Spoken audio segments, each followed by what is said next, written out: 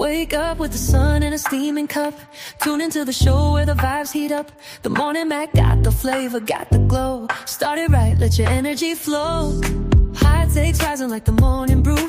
Fresh ideas and a laugh or two. From the first headline to your daily dose, this is the show where your spirit goes. Oh, it's the Morning Mac, where the time don't lag. Get your inspiration packed in a casual swag.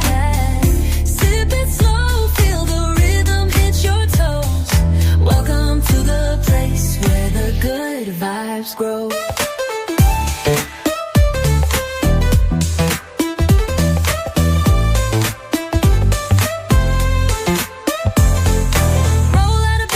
Dreams alive. The Mac got the groove, keeping you in stride. No snooze, just choose to wake up bold. This is your hour, let your story unfold. New ideas with the sunrise spark. Fuel for your fire when the world feels dark. Spinning the tracks of your mental glow. Every listen's a hit on the Morning Mac Show. Oh, it's the Morning Mac, where the time don't lag. Get your inspiration packed in a casual swag.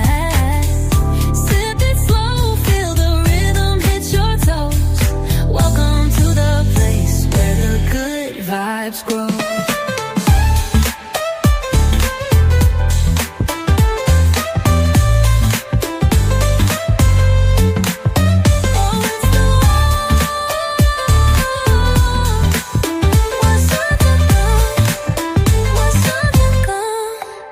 New ideas with a sunrise spark. Fuel for your fire when the world feels dark. We're spinning the tracks of your mental glow. Every listen's a hit on the Morning Mac Show. Oh, it's the Morning Mac, where the time don't lag. Get your inspiration packed in a casual swag. Sip it slow, feel the rhythm hit your toes. Welcome to the place where the good vibes grow.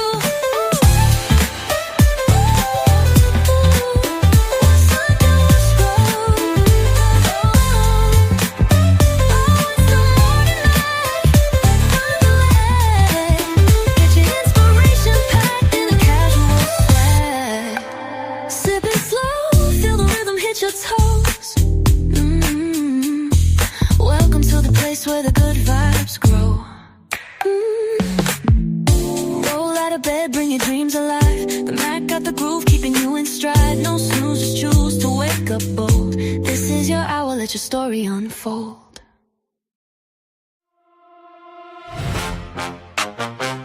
Morning on the mic. Wake up, tap in, baby. The Morning Mac Show. The Morning Mac Show. Yeah. Coffee on the dash, pages in your hand. Big news, small laughs, right at your command. Mac got the truth and the jokes on deck. If your day felt rough, we could fix that right. Listen close, now it's time to rise.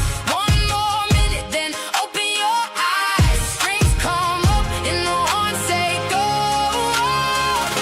You already know the Morning Mac Show. Turn it up, let it roll. The Morning Mac Show. Take the day by the throat. Hit me first when the world feels slow. The Morning Mac Show. Yeah, let's go. Let's go.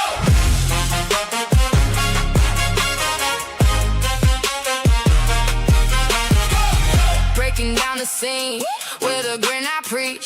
Hot take in the mix, but it still can't reach. Caller on the line, laughs in every room. From your front porch chair to your work day Zoom. Hands up, now the countdown's done. One bright moment and here we come. Strings rise high, horns cut through. This one's for you. The Morning Mac Show. Turn it up, let it roll. The Morning Mac Show. Take the day by the throat. Grand rising to everybody. How's everybody doing today? I'm feeling peachy keen. I'm feeling fine today, and I hope everyone is too. Today is Wellness Wednesday. We're gonna have a great show. We got a special guest that'll be stopping by later on today. We're just gonna have a good old shindig of a time. And to all my audience, to the people that was looking for me yesterday, I do apologize, but I had to take care of some other business matters. But I didn't worry, I didn't stumble, I didn't fall, because I knew my guys would do what they always do, and that's show up and show out, stand up and love and support, and that's what they do. I am so blessed to have a good crew. I am. Somebody was telling me yesterday, yeah, but you don't come by blah blah blah blah blah blah. I'm like, yeah, because no one man or no one woman is an island. I have a crew. I have people that I sponsor and I support, and their effort, and they sponsor and they support my effort. So yeah. So if you say, oh, when the Morning Max show, yes, the Morning Max show, we are a crew. And to any other podcast or any other show or any other thing, we are a force to be reckoned with. That's because we stand true and stand behind what we do, what we say, what we do, and all that good stuff. But most importantly, we stand behind each other. You know, my brothers and sisters that rock with me, rock with me. If they say they got, Molly say, I got you, I got you. Trey say, I got you, I got you. Weezy say, I know they got me. She has me. So that's all I'm saying. I missed y'all yesterday, but like I said, my brothers was in control, because me and Louisa both was held yesterday. So that's what I said. I knew the boys was in there because the girls was out. But I do want to say thank them again, and my love and appreciation goes out to them always, because they're always down for me, you know. So let's bring my super producers in. Let's say hi to everybody that's in on deck. Morning on the mic. Wake up, tap in, baby. The Morning Max Show. The Morning Max Show.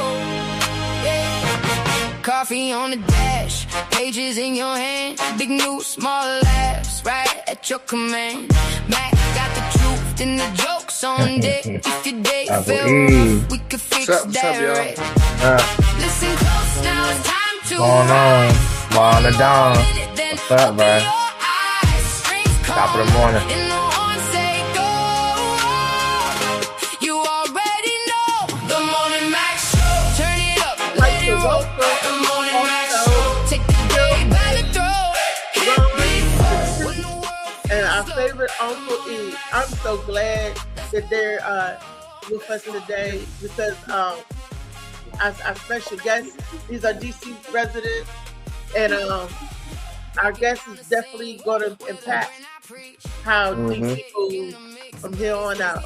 I'm claiming it for them. And I'm so glad to have it right here on the Morning Max Show. All right, y'all. Part. That part. How's everybody feeling other than wet? I know y'all wet. You didn't have to. Hey. What's up, guys? Thanks for having the hand, bro. I had a great night beating up on King all night.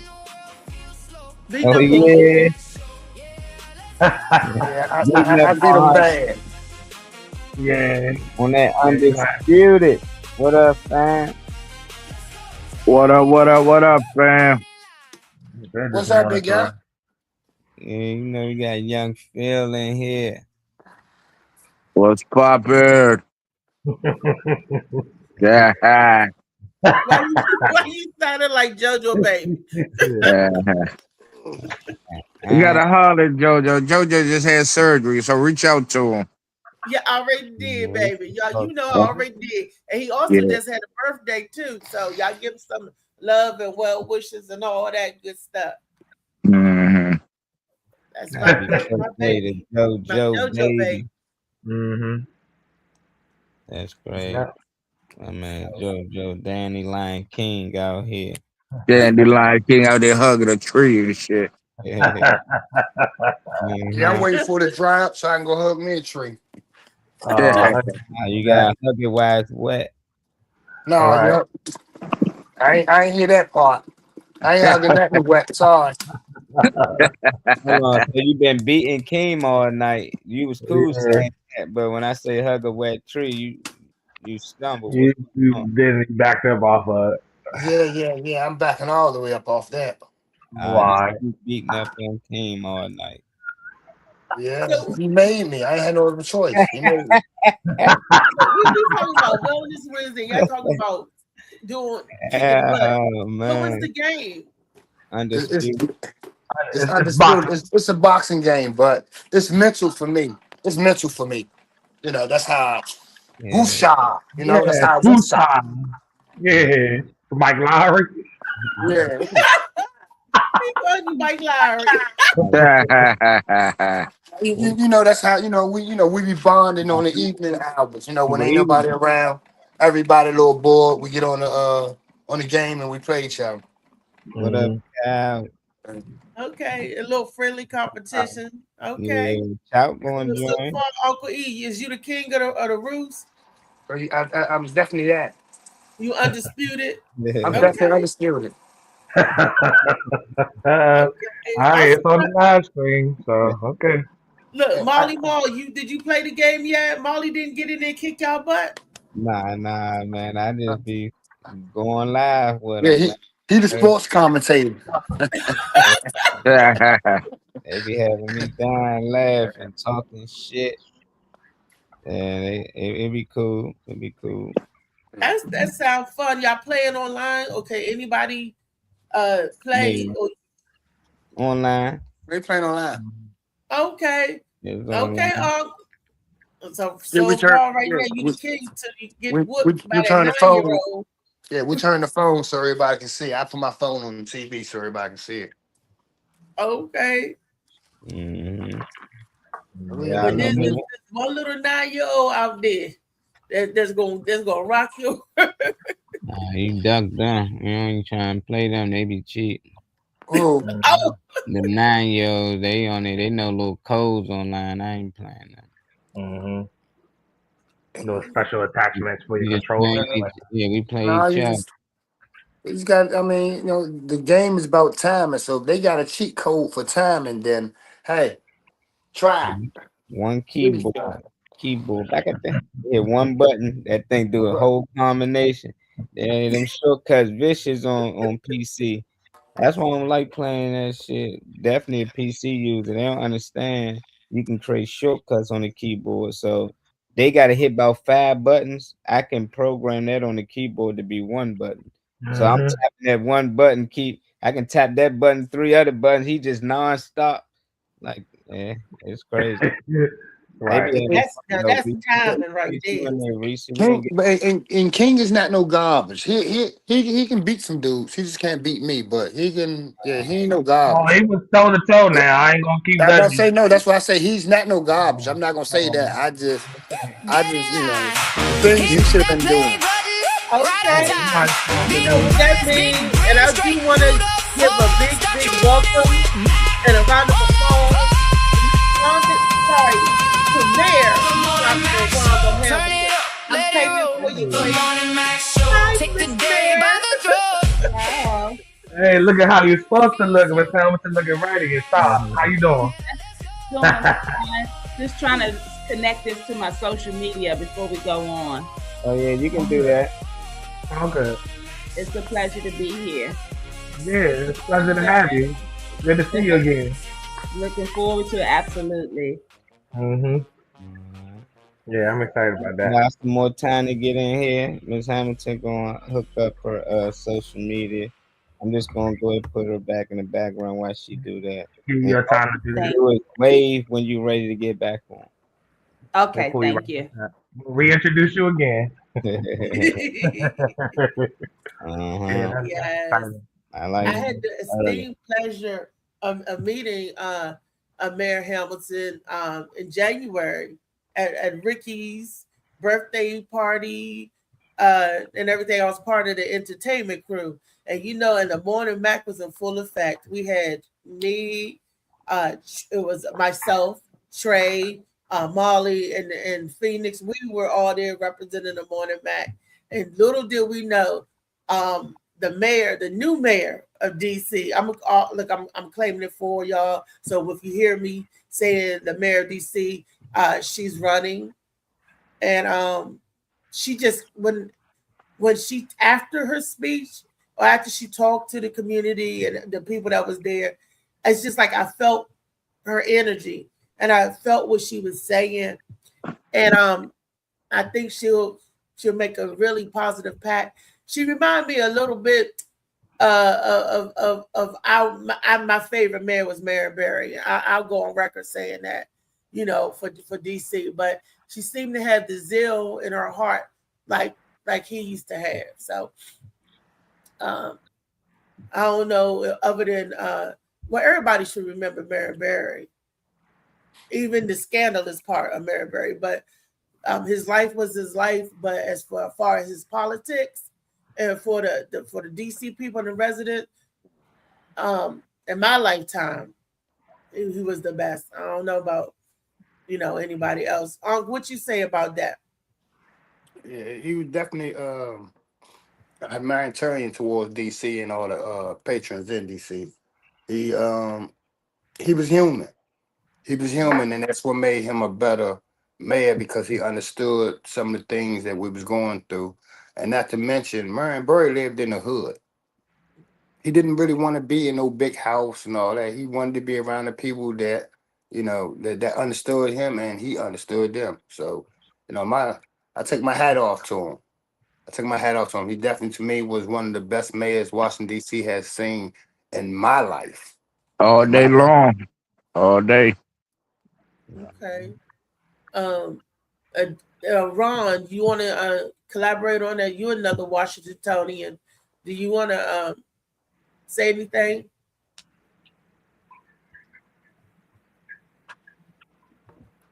We can't hear you, babe. You gotta. Yeah, I don't know what's up with your mic, Ron Don. Yeah,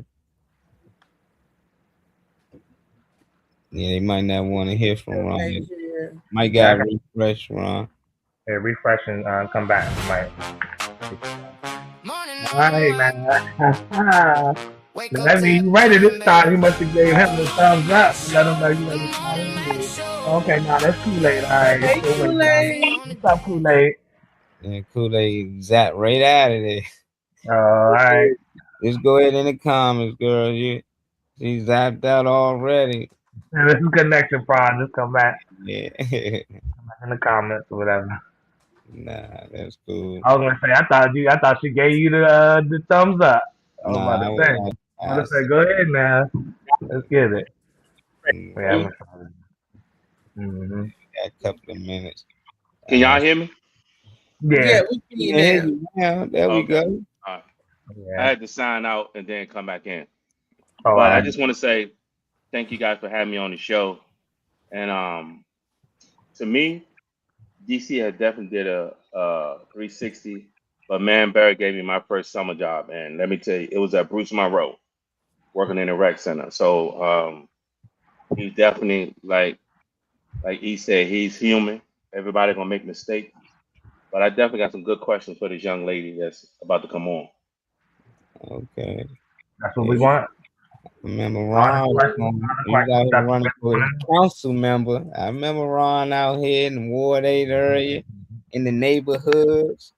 I love it. For the record, I voted for you, Ron. Oh yeah. Yeah. For the record, but you see how it's starting up already? You see how for the record, I'm going to eat some traps. Man, I ain't got my shovel to get me out this rep, man. You know what I mean? For the record, everybody, I got duct tape, and just in case anybody just need a little, because you're not about to start this morning. You're not about to. Is he about to cut up? Right on the table. I'm gonna do a lot. I'm gonna do a whole lot more listening today, because I want to hear what her. I just want to hear what she want to. Yeah, I want to hear what her accomplish. Like what she's trying to accomplish, and I got some questions as well. That's what I like. Yeah, Dr. Because they're gonna ask you what they want to ask you. Nobody is disrespectful or unhinged or anything like that, but they're definitely gonna ask you some solid questions. So I know you're ready, but I like it because they're not afraid to ask what they want to ask you. and I feel like she's real enough to respond and know what she needs to say. But Yeah. anybody that can do a little one and two and eat with everybody and congregate with everybody, that some of the things I notice of people when I observe them from a distance makes me wonder who they are and want to see about them. So Blessings, But Alan. she's a real person. First of all, Top of the morning, Alan. listen to the speech that she gave, talk, whatever you want, her comments that she gave back in January. That was some real stuff. That was some real, and I was like, wow. I'm like, okay, this sister's really saying something, and I applaud that. I'm like, okay, go on, girl, do your thing. Yeah. And before we bring her on, I'm gonna share a short little slideshow of some of the things she be doing in the community. You can see her interacting with the people out there. You can give y'all feedback while y'all here. Make sure y'all like, share, subscribe. You watching on YouTube. I see a lot of eyes on us. Let's get them hearts up there.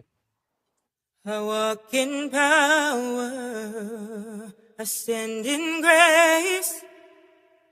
I hold the vision across all space, aligned with heaven, chosen to live.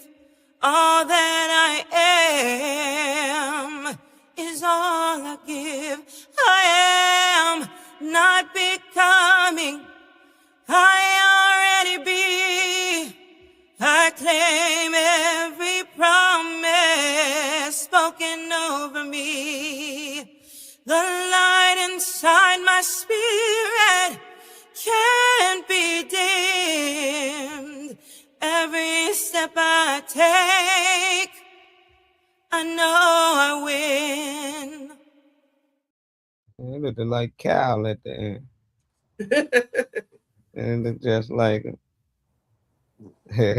Honestly, how y'all Bama's doing? He said, Bama. Uh-huh.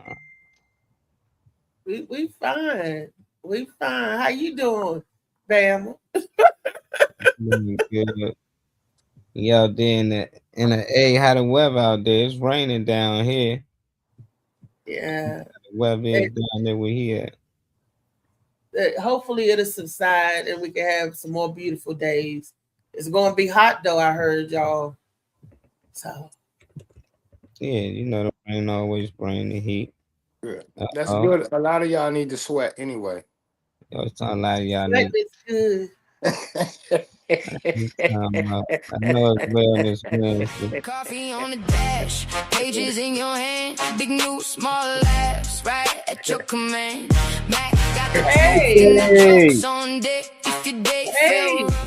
how you feeling today? What up, What's up, Rick? Mr. Richard? Hey, what's going on? We doing good, man. We just up here. Our girl Ron about to come in here and bless us today. We just waiting for you, brother. That's it. I'm like, we ain't doing nothing till Rick get here. Everybody want to get Rick. Phil said, Well, don't. I'm not expecting to just be on the show. I'm just observing.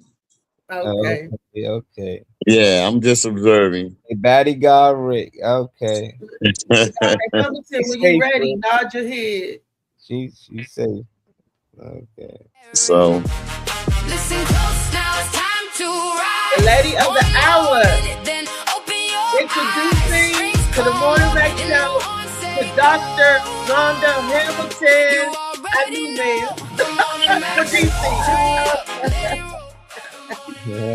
Hello, boy, oh boy, are you guys ready for me? I heard it all. Let's get ready to rumble. Hello, everybody, and thank you so much for inviting me to the Morning Mac Show. Wow, was it January? Time is flying. Yep, it's Jace. Oh, yep, business May. Yep. Thank you so much for being here. Oh, my pleasure. Thank you for the invitation. We normally when we're out, we see our politicians. We give them all invitation to come to say what they want, to speak to the people, their constituents. And I want to thank you for being real and say, you know what? I'll come on your show, because a lot of people get in their head to think that they too small to converse and have a convo with us. They too high up. But I want to thank you for giving us this opportunity to talk with you today and give the people in DC that we do touch and reach and in the area a chance to get to know you. No, I thank you all. And, I really believe that that's what's wrong with our city and why we're in this mess. We had too many big heads at the helm, right? Public government is always supposed to be about the people. And nowhere do we know that more than here in DC. I heard you guys repping our late great. Absolutely. My first mayor summer youth job was up at UDC, changed my life. But the truth of the matter is that public government is always supposed to be about us. And as a mental health advocate for the last decade, I find so many sideline professors, folks, everybody know what's wrong with DC, but nobody's coming to the forefront. And a lot of that has to do is because we've allowed these egos to get too large. They come tell us that they're going to get it done, but then they don't. And then we kind of, loiter on the sideline complaining. And so I'm a third generation Washingtonian, and absolutely Mayor Berry planted those seeds. So we know what it's supposed to look like when government is working for us. So I'm excited to be here. And I hope to never get too big that I couldn't sit down on a platform such as this. I'm going to always be connected to the people because that's what I come from. Thank you. Thank you so much. We have on the platform with us your constituents, these people that from DC, live in DC, and vote in DC. All right. So what would tell us about yourself, the Marylanders as well? We love our Marylanders because usually our Marylanders know what's going on more than our Washingtonians sometimes. And so we depend on them to keep everybody up. I, as I said, I'm very humble, come from Ward 8, Southeast DC, born and raised and educated, daughter of a military man who came back with some drug issues. Everybody in DC got a conversation, right? He's my hero, my daddy's girl. And so that was a wonderful experience with my dad and living in Germany for a little bit when the wall came down. So have that military background. Shout out to all of our military families, and especially those that are in harm's way right now because of the politics. But born and raised in Ward 8, my mom, she had some challenges herself with schizophrenia. So I got it honestly. Thank God for my big mama and my village, a student in school, education brought me out of it. Many of us don't get out. Those of us that get out don't come back, but we all have responsibilities. And so I'm very much a product of DC in every sense of the word. I love go-going when we were go-going. Go-go goes back as far as taking canned goods up to Highland to get in to see, little Benny, of course, Chuck at the Panorama Room on Friday, Coliseum over in Ward 6, at a time in the city where there were no boundaries, right? We owned this town.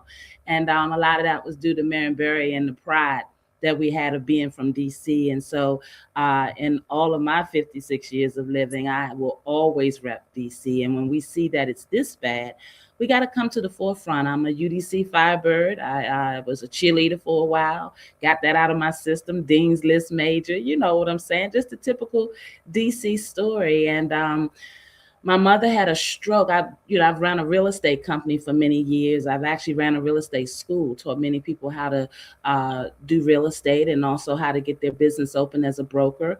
I'm currently an insurance broker.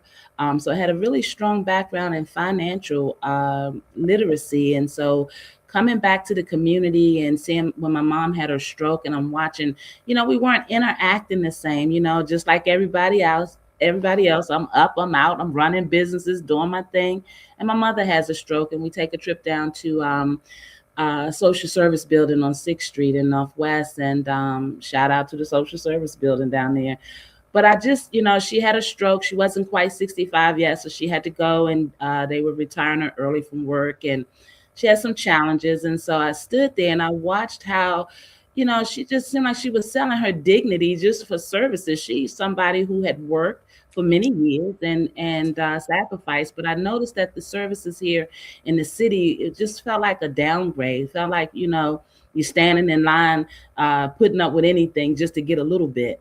And it didn't feel right. It didn't feel right. And I watched the dichotomy of how our system had been running in terms of case management, in terms of, all the people we had to pass on the street before we got there who were sick and going through some things. And it bothered me. It bothered me that we didn't really feel like a community. Wasn't even thinking about the politics. I just knew that because my mom had struggled with mental health, I thought maybe I could come out and do some education on that level and just really help folks understand, the different layers of mental health, because it seems like that stigma that's so thick. We were treating each other differently. So I saw all of this and opened my nonprofits over a decade ago and just start going to the community, doing community groups, figuring out if I help a mother, help a family get through, that we could kind of, make a difference. But then you realize the politics that are involved. And so you realize that it's going to be on another level. And then it's disheartening when you realize the people running the politics look like you and I and act like they don't understand. And so, yeah, it got real interesting for me. And folks started saying, you got to get in politics, please run. And I thought, no, I didn't come out here to do politics, but they wore me down. And 6 years in, I decided that, okay, let's see if we can't make a difference, because it just didn't seem like they were going to do anything different. Capable, qualified, and I love my city. And those all seem to be real reasons for why I should come forward. And so I came forward in 22 at the second half of the race because no disrespect to my brother, Red Grant. We were in high school together. But I said, if it's this bad where he got to come off the stage from telling jokes to try to come save us, then those of us that are here doing the work need to definitely step up and show up. And my biggest goal was to just get on a debate stage with Muriel Bowser, because so many people felt like she had all, our brothers and sisters from another mother with her and that we would never change this. And when people start losing hope and stop voting what we had done, I realized that we had to put a bat in the sky. I'm betting on my city, because if you're from DC, then you know that it was a day when it was much different. And if we don't do something now, we don't fight for it, we're going to lose it. So everything that I do now, as I tell folks, is legacy work. This isn't my first, second, or third rodeo, but our city's in trouble. And it's time to be about it. I come up in a day where you don't talk about it, you be about it.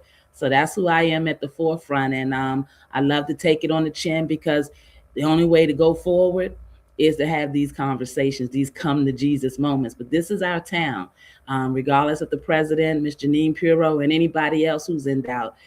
The real DC, when we step up and come forward and come together, we shut everything down. And so that's what I'm banking on in November. I came forward to be the monkey wrench in this nonsense that's been going on, save my people, get them back stable, get some healthy living going, break up that $21 billion budget so it gets to the people that need it. I came to be a pain in their butt, which I have been for quite some time. If you check my record, whether it's Phil Mendelssohn, Brian Schwab, the mayor, Mr. Robert White, any of them, Trayon White, they know who I am. And it's time to do something about it on a larger scale. So that's why I came forward. I am so look. I know that's right. Now, now, my first question to you would be, just because of the natural pause that you're giving, my first question to you would be, I was listening to some of the lack of resources, some of the things that you've seen in your community that you weren't pleased with. But my question would be, what was that driving force? Yes, you had people around you that, seeing your initiative, seeing, I guess, your mindset and the way that you navigated and wanted to push you in a certain direction, and trying to encourage you to get into politics. But before you actually wanted to do so, or when you actually decided to start taking steps to go in a direction, what was the driving force that made you say, okay, I'm going to take this on? Because there's so many layers to, supporting a cause, falling in line with other people's initiative or whatever. What made you decide that you want to take this on and say, I'm going to do this? I love that question. It was a combination of things. I think for me, hosting the programs that we were hosting in the community, one of the programs we brought forward was the golf program, because I saw that golf at the time was an $80 billion a year industry. And I thought, wow, we got to get some scholarships into the hands of our young people. So we were getting them all excited. Mr. Jimmy Garvin was all on board. The children, they age anywhere from 7 to 16 years of age.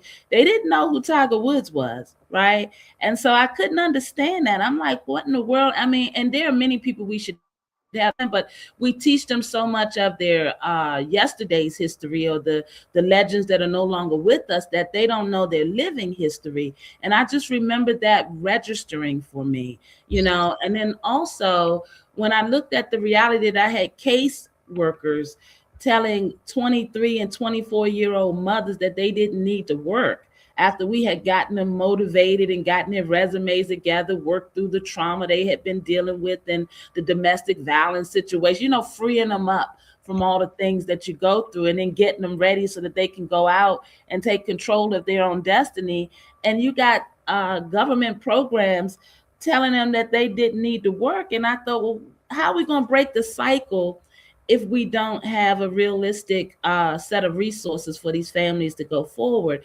So it started resonating for me that something was very off, right? It was very imbalanced. And we looked at the gentrification and the fact that the makeup of the neighborhoods were changing. Now, don't get me wrong, coming from real estate, we want progressive schools. We want homes to increase in value so we can have equity and wealth building, but we want to be here to benefit from it as well. So the lopsidedness of what was happening in the city resonated. And then the final thing I'll say, when I realized that we had upwards of 500,000 people registered to vote, and only 200,000 roughly were showing up to our local elections, I was like, well, we're not even electing leadership that has the majority of the vote. So what's going on? Why aren't we showing up to vote if we want change?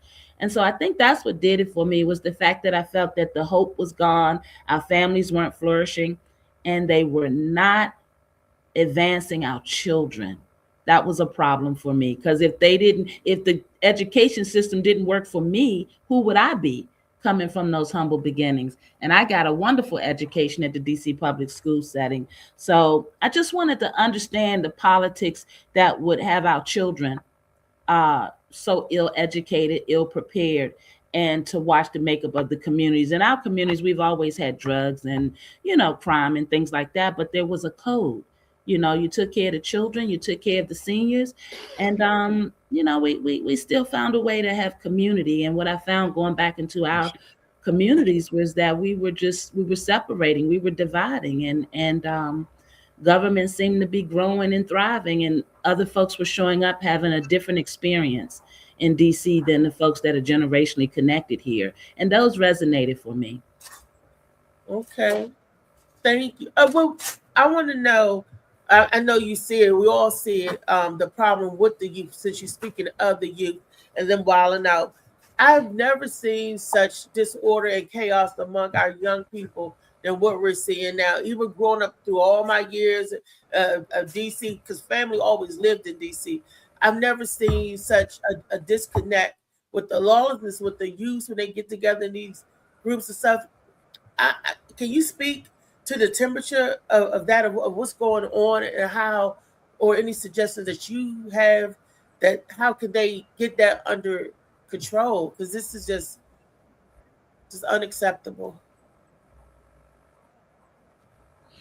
Yeah, the truth of the matter is I'm going to call your attention to the reality that, every year we have these hearings down at the council, and this year, I should say, youth showed up at the oversight hearings at the council, and they were asked what were their top 2 concerns. And they told us that they don't have enough mental health resources, number 1, and that they're afraid in their schools. Now, I have a colleague whose granddaughter was just jumped, and we see these videos that come around social media, and we've heard for years, idle mind is the devil's workshop, right? We don't have anything for our young people to do that's fruitful enough that will give them access to being able to start and to work on where they want to be, what they want to do. We tend to have lawmakers sitting in the office making decisions, but not really in tune or in touch with what the youth need. Many of these youth are coming out of households that are in turmoil. We learned that. I learned it doing the work on the ground, going in and out of the communities and understanding the family structures. But then we learned it in COVID, that many of these young people were just having challenges, both in their households and otherwise. So there are many reasons why they choose to stay out all day and maybe not go home. But the truth of the matter is the community centers are closed. You know, where are the Boys and Girls Club? We don't have anything into the school settings that help to gather or capture their attention. I can tell you when we were running our programs, whether it was a summer school program, a reading program, golf, support groups, you name it, we had standing room only. Children will identify and follow you if they respect you. And oftentimes we hear, senior officials calling them names. The president said they're born to be criminals. Then Janine Pirro said, let her at these young punks. You know, when you frame our children in the mindset that they are anything other than capable of being excellent, then they respond to that. But we haven't done a great job with our resources and spending the money. You look at our rec centers. I had an 8-year-old, actually he was 11 years old, walk up to me and ask me if I've ever had to deal with poverty. That is failure. That is failure. And the truth of the matter is we haven't been focused as we should be on the children's activities, on them being able to, do things that capture their attention. We have a generational divide. The reality that we have so many sports franchises that invest in our city, and we don't have them investing in our youth. We don't teach our youth or create pathways about the business around sports, but our youth love sports. We love football, soccer, boxing, race car driving, you name it. But there's a business around each one of those that our youth could have access to. We don't have internships. We're the public service announcements, driving traffic, getting them excited about the next new great thing. They love streaming and they love art. We don't have arts in the schools the way we should. So that coupled with the fact that they don't have the safe spaces to go to talk about what they're feeling. Many of them are dealing with depression and anxiety. And when I talk about generational divide, many of our older generations don't understand why someone without a job would have depression or anxiety. So there's no respect for the fact that the youth have other things that bother them. The other thing is I came out of a what you call a blended family. My father and mother, they were going through, so my big mama had to step in. Our big mamas are no match for what these youth are into today. So we have to, as a community, be a village to help them make it through. So there are many reasons that our youth are, out in the streets and acting out. But the truth of the matter is, if you don't go to the household, go to the root and find out what's going on, you're never going to be able to fix it. And then when they show up and tell you that mental health and safety in their schools are the two single most concerns, then believe them and do something about it. So yeah, we failed our youth. It didn't just happen yesterday, and we got to do something to turn it around, and we will. I have a series of programmings and relationships that I'm going to be unveiling. My walk for the election is not until November. And so I've been trying not to help my opponents out because they've been down there running this government as long as they have been and been in and around it and still have not managed to salvage us from an 81 times wealth gap, not pushing over 40,000 of our families or individuals out of the city. We got the highest unemployment in the nation. They're just things that are just wrong, and they've been down there leading. So I didn't come forward to help them stay in place. I came forward to remove them. And so in May, at the end of this month, we have a fundraiser gala, and I'm actually going to be unveiling my youth agenda, introducing some of my partners in that. And let's just say, as the nation's capital, me coming from real estate, there are two things that are always prevalent in a successful real estate deal: location and timing. And we got the perfect location being the nation's capital. There's not anybody who doesn't want to do business with the nation's capital. We have to send the right leader to the table, someone who has the political will and the people in mind. And we've been falling short of that. Dr. Hamilton, I was not in here when you first came on, so I would like to thank you for coming on and giving us our time. I appreciate you coming and expressing and sharing what your run, what your your focus and your aim is in the district. I'm not sure if I'm the only district resident on here. No. You're not? Okay, great. Well, and I was also going to ask you to elaborate on certain things, but since you have something going on at the end of May when it comes to the children and your goals for that, I will not ask you to elaborate because, like you said, you don't want to give anybody any ammo. For the Oh, they waiting on it. Well, what is it? I said, oh, you're interested, are you? No, and just to be honest, it's just really geared around offering more workforce development opportunities, making sure that our youth have access to a larger range of skill sets, making sure that community centers are not closed in the middle of the day or in the middle of a Saturday, making sure that there are safe spaces and more access to mental health resources on the community level, and making sure people that have got the words mental health in their mouth really know what they're talking about. Because mental health doesn't mean that you have to be diagnosed with something. It just means that you're going through something temporarily and you need to be in front of the right people to make sure you're getting what you need to move forward. We can come out of a relationship the wrong way and really need some time to regroup and need some authentic understanding of how we do that. We have had so much death in and around our city and our communities. The grief process is different for everyone and it impacts everyone differently, but we take a lot of that for granted.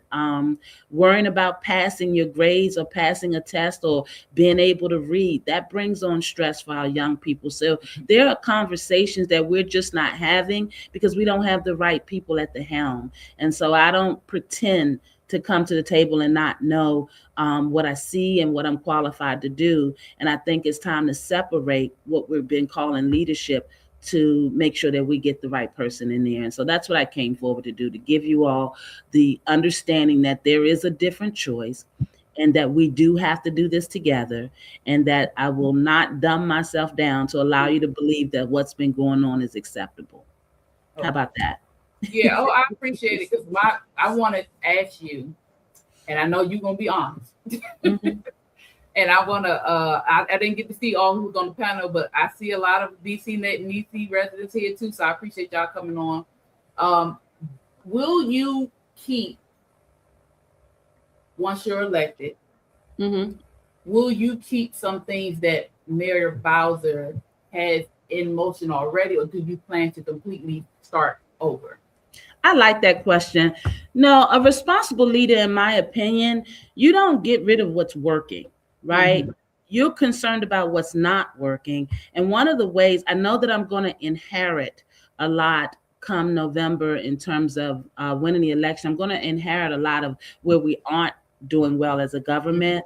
And one of the things that I have been calling for is to do an audit. We need to audit each agency so we can understand how they're operating, where they may be failing, make sure we have the right qualified and trained personnel, make sure that any instances where there's corruption or fraudulence going on, or fraud, waste, or abuse of our taxpayer dollars, that we immediately correct it. Because a lot of our programs and things they mean well and they probably could do well, but we haven't seemed to manage the money around many of that properly. And so what happens is the outcome for the citizens is not achieved on a level that, we consider acceptable. So I want to raise the standards in our government and put the respect and the trust back in the fact that we are a government that will protect our citizens, to make sure that the programs are funded, to make sure that we're not throwing money away or shaking hands with folks behind the door and sending contracts that don't mean us any good. So there's a lot of cleanup, I'll say, that has to happen, just from what I've seen on the ground from the other side, seeing families not get what they need. But on the same token, we don't want people standing in line for housing on a list that lasts 20 years. What is that about? What's going on that we're not able to help our families economically move forward in 20 years? And, why are we not housing our disabled and our homeless individuals? And what does an emergency housing situation look like if we can't respond to it? So there's some things in our government that we're going to have to clean up. But as I keep telling everyone, Ms. Bowser, I'm sure, came in with the best intentions. I'd like to believe that. And this isn't personal, but there is such a thing as staying too long. And if you if you disconnect from what the people need, then you're already going in the wrong direction. And so I see some things that we could do better and be better. And let's be real. If I see it, our Republicans that came in, they saw it. Mr. Trump saw it. The truth of the matter is I have a background in sales, and the strongest thing in sales is your strategy. And the strongest thing in your strategy is knowing your opponent. And so we weren't performing so well, and they knew that, and they came in here and they're trying to take advantage of that. And so, yeah, I wouldn't get rid of everything she's done, but I certainly will clean up and make sure that we remove the things that are not working for us as a city. And there's quite a bit that's not working for us as a city. I need to make sure our people are housed. We need to make sure that we're not selling vouchers out the back door. We need to make certain that, like I said, we're housing our disabled and our homeless. We need to make sure people can pay their rent. We need to put people back to work. And we can do that. A lot of the contracts and things that have been allocated in our city, they haven't been done so with DC citizens in mind first. And we have something called a first source law that hasn't been being enforced. So when we're not in politics, they talk over our head, and they have these transactions occur, like giving away land for a stadium. Why would I give anything away? Like I told you, everybody wants to do business in the nation's capital. So, there are things that we have done that have not benefited the citizens. And when government isn't operating properly or with the citizens' best interest in mind, then there's a consequence. And we're seeing that consequence. We're seeing our youth out in the street. We're seeing the crime tick back up. And those of us that were on the ground, we knew that that crime hadn't really gone anywhere to begin with. If we must believe these reports coming out about our dear police department reclassifying the statistics. And so there's a lot going on in our town right in our face. And my job is to make sure that your best interests are protected, that you have access to your government, that your mayor understands that if your family's in need, you expect to be able to get an answer. You don't want me coming forward and putting the community against one another and saying that we can't do things because people aren't paying their rent. We have to be more responsible about understanding that there is a serious level of suffering happening in this city. And when people are left hungry and left to survive, then you're going to have problems with your crime. Yeah. So we got some work to do, but no, I wouldn't say that all she's done is bad. I'm not here to put her down. I'm here to save our city and uplift our citizens. And that doesn't have anything to do with the fact that it's time for her to go. What that means is it's time for us to step up. Yes, ma'am. Thank you. Is anybody else on the panel? Hey, Yeah, Rhonda, how you doing? I'd like to ask a question, if I possibly can. As I see, as I've noticed that they've been concentrating only 2 candidates in this party. And it's kind of weird that, I think you had like 12 candidates that were that made it through for the primary. And I think it's kind of weird and unfair that the media is only concentrating on 2 candidates. And I'd like to know what do you think about why they only concentrating on just 2 candidates, and explain to the people that so they won't be confused that there are 2 elections, that one is primary and one is general. Can you give the audience some insight on that?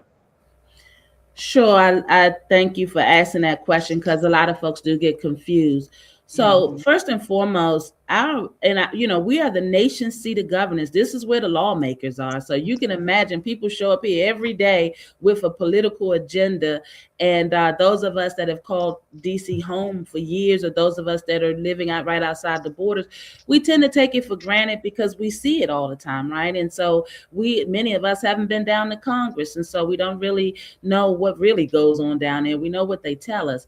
But the truth of the matter is that being the nation's seat of governance and across the nation, we have here in DC 2 elections. Typically, that's always the case. The first election is usually somewhere around the summertime. So our primary, we call that the primary, if you think primary meaning first. So the first election is in June, and that is just to determine who the top Democrat and who the top Republican candidate, as well as the top Green Party candidates want to be. So once you determine who, and you whittle down that whole field of Democrats and Republicans and Green Party, the top contenders pass forward through to our general election. The general election always happens in November, and it's the big one. And so they come forward and they face the independent candidates. I've been an independent candidate since 2012 because I just didn't like watching the Democrats in our city reign and leave our families suffering. And I didn't like supporting the understanding that we are a blue city, but watching so many of our people fail. So I wanted them to earn the right to get my vote. I don't believe with a lot of what the Republicans are doing, but I certainly am not on board with the Democrats just because most of them may look like me. I was more interested in making sure that families were succeeding. So as an independent candidate, I am voted on in November. So they come through the primary election. We all go on the general election in November, and that's when you guys get to vote. There's a lot of misconceptions as to, because of what you're registered as a party, that who you can vote for. You can vote for anybody you want to. And that was why I got out of being a Democrat, because I wasn't able to be educated to understand that I can choose the best person, even when it's not somebody in my party. And because I had been on the ground doing the work so long, I was just so disappointed at how many of our so-called Democrat leaders were ignoring the plight of our citizens, whether they were elected or on the community level. You know, it just didn't make sense to me. And so because we live in a political town, me being the rebel that I am, me being who Marion Barry helped mold it, just like he helped mold many of you all, he showed us that government was about the people. And so for me, back in 2012, I had just had enough, you know. But the truth of the matter is, you can vote for anybody you'd like to. And in November, you will have the opportunity to do so. Now, to talk about why our local media is pushing just the top two, I'll speak on it, Mr. McDuffie and Miss George. Well, primarily the thinking is that because they've been serving, that they would already have the experience of running a government, and the fact that they are Democrats keeps it a safe bet, so that whichever one of them get in, now the Democrats can turn and set their sights to go after Trump. And I understand wanting to go after Trump. I'm not happy with his leadership either, and we've got to join together to get rid of or to stop what he's doing in the attacks to our city. But that doesn't mean I'm just going to vote for somebody that's already been in there and that's already failed us, and that is responsible for how we're operating presently. That's just the definition of insanity, to go for the same thing and expect that the outcomes would be different. But the media would have you to believe, because they're getting the money, the union endorsements, because, you know, in politics, we buy our candidates. You know, if I want my bills to be voted on, I'm going to go after a candidate that I believe is going to do just that. And all too often, that's what politics has turned into. The problem with that, it leaves the people out. It leaves the people out. So you don't see them until it's time to vote on them and vote for them. And then they make you these promises. They don't keep the promises. And then soon someone such as myself, that's authentic, that really wants to come and bring change, comes forward. I have to take it on the chin, because they failed you, because they lied. And now you don't like politics. Now you don't want to vote. Now you don't believe in the power of your vote. You don't believe that someone like me could exist because someone like them are out there. So it becomes this big political machine. And the whole idea behind media is to push the propaganda. And thank God for this new era of free media and YouTube, and we all have our own platform, so that we can really help our audiences understand the real of things. And so that's what I'm banking on. I'm banking on those of us here in the city being fed up with the same old thing, same old style of leadership.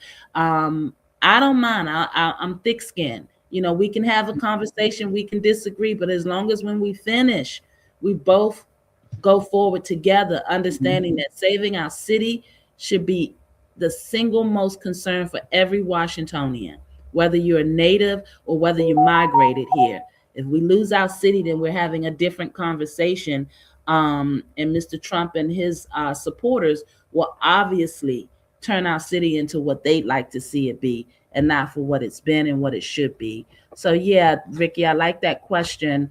The big machine is pushing the two because it's in their best interest to get something of the same thing back in there, because they believe that that's going to help them in their fight against Trump. We have two elections, the primary in June, and then they come forward to November so we can really decide who's going to be our mayor. We have a local election, and then there's the national conversation and election. And it is important that the national conversation doesn't overshadow our local elections, because we must save our city. Yes. Thank you for that question, Ricky. Loved it. Dr. Hamilton, I heard you mention that the two that they're focusing on is already in place and they're in the government and running it. And I like what you said about that they've been running it and it's been failing. So why would the voters want to vote for a regime that's already in place and failing? I mean, me personally, I love the new ideas, let's give somebody else a chance, especially somebody with a heart for the people like yourself. To give you a chance. You got my support. If I gotta go to DC and make all my friends in DC, because I got a lot of friends and family in DC, like y'all need to vote for Dr. Hamilton, because that's what we want. We want a change.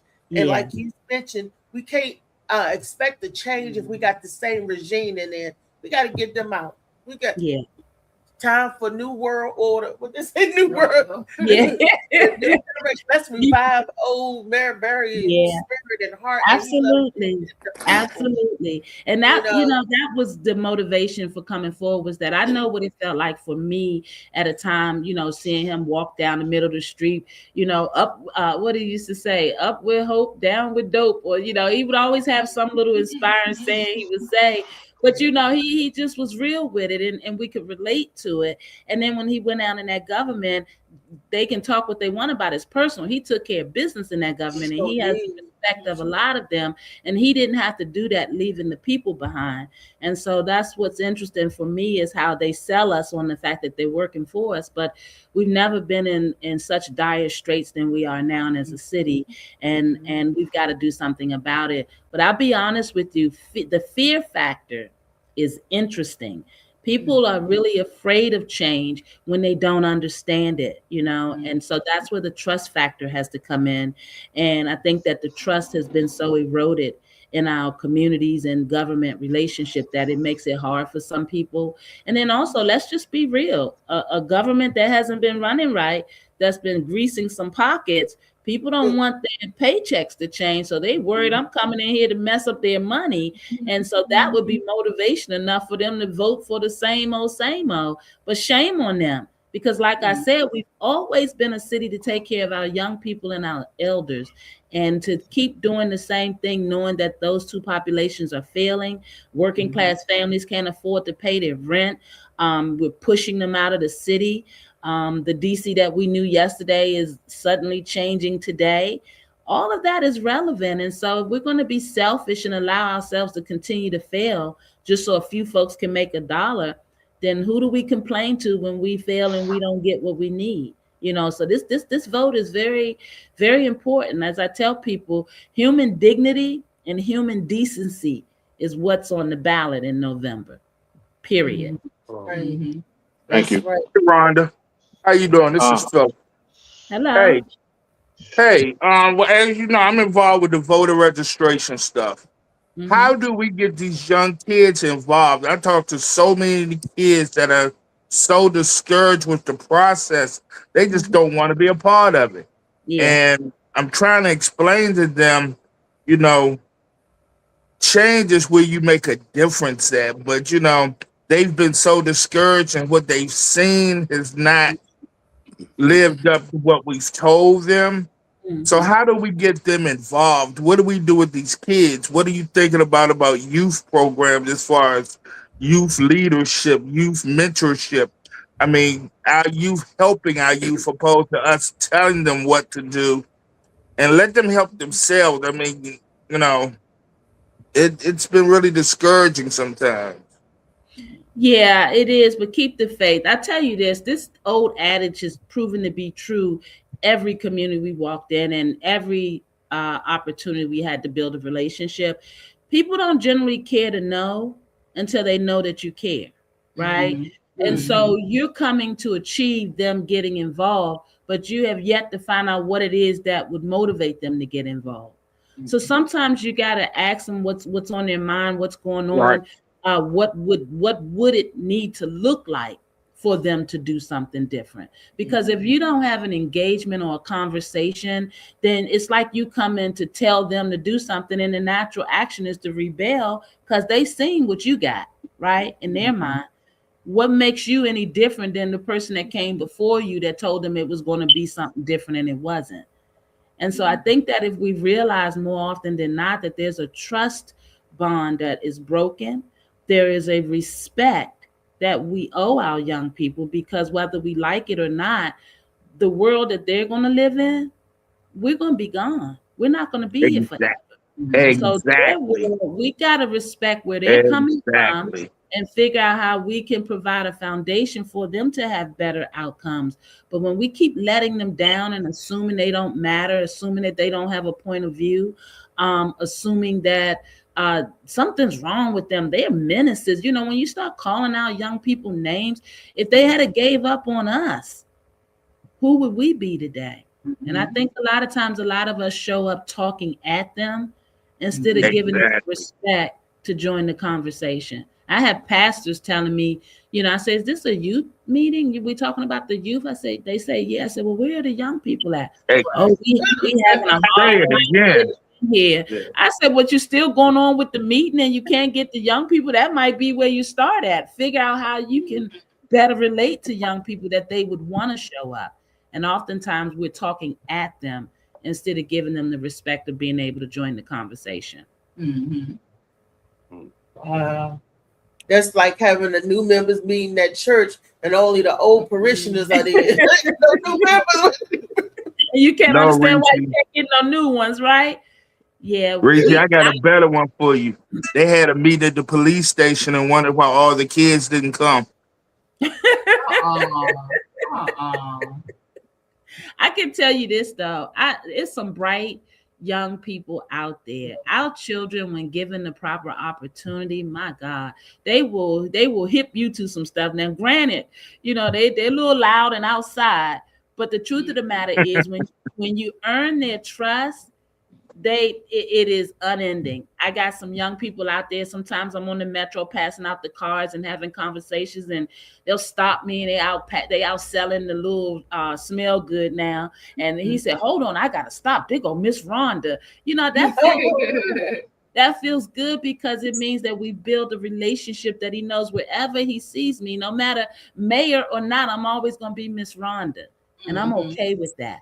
Right. And so we got to get back to building relationships, listening to them, even if our old ears can't hear it. We have to give them the opportunity to help us understand where we can bridge the gap, because there's a grave level of disrespect going on that needs to be reversed. I have a question. All right. Every mayor in the last couple of, I say 3 decades, has said what they wanted to, you know, do for their community and all that. But every time it comes up with the problem of the budget. Right now, we're in a very, I mean, well, you know, we deal with depression the way we deal with it. You know, what am I looking? What am I looking for? Where times are very hard. We're in the times are very hard. We're used to this, but at the same time, what are you gonna do so you know they're going, since we're at war, your budget is gonna be played with. So what are you gonna do to, I guess, to fund your programs, and which ones will be the most important? Yeah, I love that. So right now in our budget, the largest part of our budget that we're spending money on are our social service programs. We spend almost about 35% of our monies on social service programs. And I believe that our biggest fight with the federal government and why they keep challenging us is because we have so many people depending on these social programs, housing, the SNAP, the understanding of our shelter system and our homeless population. I believe that economically, we have to focus on getting people to work, number one. Number two, we have to support our small business and our entrepreneurial understandings, because a lot of folks don't realize that our small businesses, when we're operating properly, they're employing up to 50% of our workforce. So the goal in keeping our families working and a part of the economy is to make sure that our small businesses are supported so that they can then go forward and add opportunity. You heard me mention that as the nation's capital, everyone wants to do business here. And so we've got to be able to foster those business relationships that are already here. They're just not vested in our social problems. We started becoming a smart city, meaning that the infrastructure, the wiring, and things like that, we are somewhere about 45 to 50% into that process. I want to finish that because I want to be able to attract interest here. We need to be known for something. Like, are we manufacturing anything? The medical industry, we're seeing our mental health and our hospital in Ward 8 fail, and we don't have the proper personnel. So there are initiatives that we can put in place that will help people to gain a skill, help them go back to work, help them to get engaged in our sports industries, even if they don't know how to play the sport, but they can pick up a paycheck. There are relationships that we haven't leveraged or capitalized for the benefit of our citizens because our politicians have been lining their pockets. It's just as simple as that. Okay, I have a question. Mm-hmm. Nice meeting you, sister. Nice meeting you as well. To me, all these sound like talking points, and I don't get caught up on as far as what people say. It's the actions, and to me, everybody's saying the same thing that you're saying, because once they get in there, like Bowser came in saying the same thing, but as soon as she got in there, things switched. And I'm not comparing you at all to her, but I do need you to understand. I ran for Ward 8, and I seen the problems that's in Ward 8, and to me, that the talking points that you're saying, because our culture mostly goes on emotions of people, and our own people know how to play emotions. So like we got our people in Congress who fights against us. So my thing is to you, when Trump come steamrolling like he did Bowser, what are you going to do as far as, I don't want to hear no stuff that's already, I want to hear from the heart, because right now, to me, this is just talking points to me. And to me, I'm not disrespecting you. I would never do that to a woman. But I need to know where you're coming from. I like your question, and I don't take it as disrespect. I'm a public figure, and I'm supposed to be able to have conversations with whoever, so don't think anything of it. Please do ask. Secondly, I want you to understand something. As you talk about talking points, I generally don't make it a point to talk about it if I can't stand behind it. So I'm a woman that walks with receipts. So if you just Google me, go to any of my community work, for the last decade, it speaks for itself. Mr. Trump got elected he got elected in November the prior year in 24, got here in January 2025. From January 2025 until present day, I would say that I've written Mr. Trump 6 letters, right? Letting him know that I saw the landscape, see the writing on the wall. This is Washington, D.C. The rhetoric is not healthy. We are a citizenry that's going to stand up for our city. If our mayor is who you have come to belittle or degrade, then do so, because we don't accept her leadership either. But the city of DC is off limits. And so I started those dialogues with him because I wanted to make sure that he and his office understood that there is resolve, resiliency that's in DC that exists beyond Mayor Bowser and whatever the headlines are going on and saying. And I did that, just so you'll know, brother, because we weren't out in the streets. I realized that if Mayor Berry was still here, he would have galvanized us. He would have put us in the middle of Pennsylvania Avenue, in front of Congress, in front of that White House, to let them know that DC, we have pride. This is our town. We may not be running properly. We may not be all good, but this is our town, and you're not going to come in here and take it from us. And so that was the spirit that I operated in. Going forward and being elected and being in a room with Mr. Trump, having done real estate, having sat across and negotiated deals for people from all spectrums. When you're dealing with money and helping people to move their money, black or white is not an issue. You don't have the luxury. You have to be green because you have to feed your family. And being able to do so means being successful at the table. Mr. Trump is a salesperson, and Mr. Trump, as you heard, as you see, he wrote The Art of the Deal. He's all about personalities and overcoming and bullying or being overbearing or whatever. And what I know about sitting at the table with anybody, negotiating wise or otherwise, it's about what leverage you have. And for me, being a native Washingtonian and understanding who we are, our strongest assets are our citizens. And so there's no magic in defeating him. This is our town. And what does it look like? I keep asking, if we put just half of our citizenry, what does 300,000 Washingtonians look like on the steps of Congress? It looks like we're changing the conversation. But right now we're divided. And that's how they've been defeating us. And so no sound bites, just real talk. This is my house. And we're always supposed to fight for our house.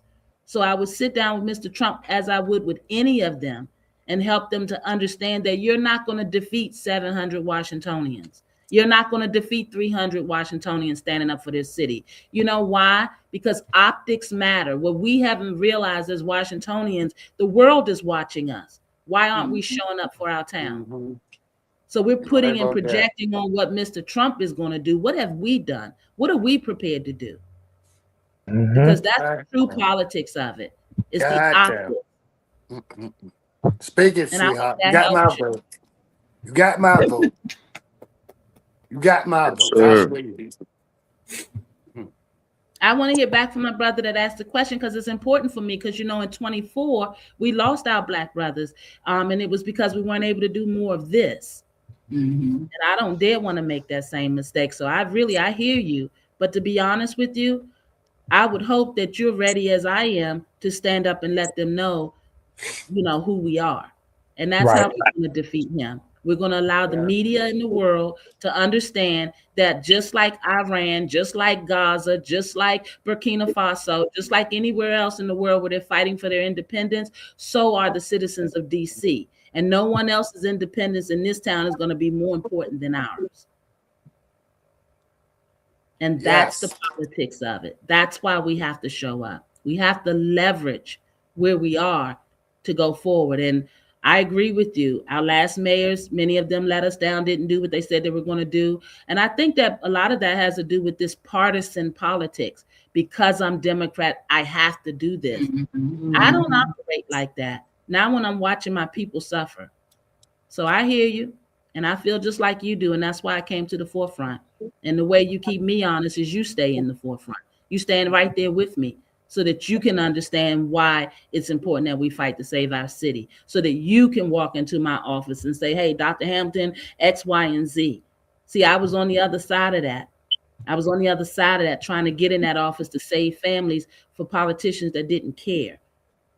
This is, for me, about my family's legacy.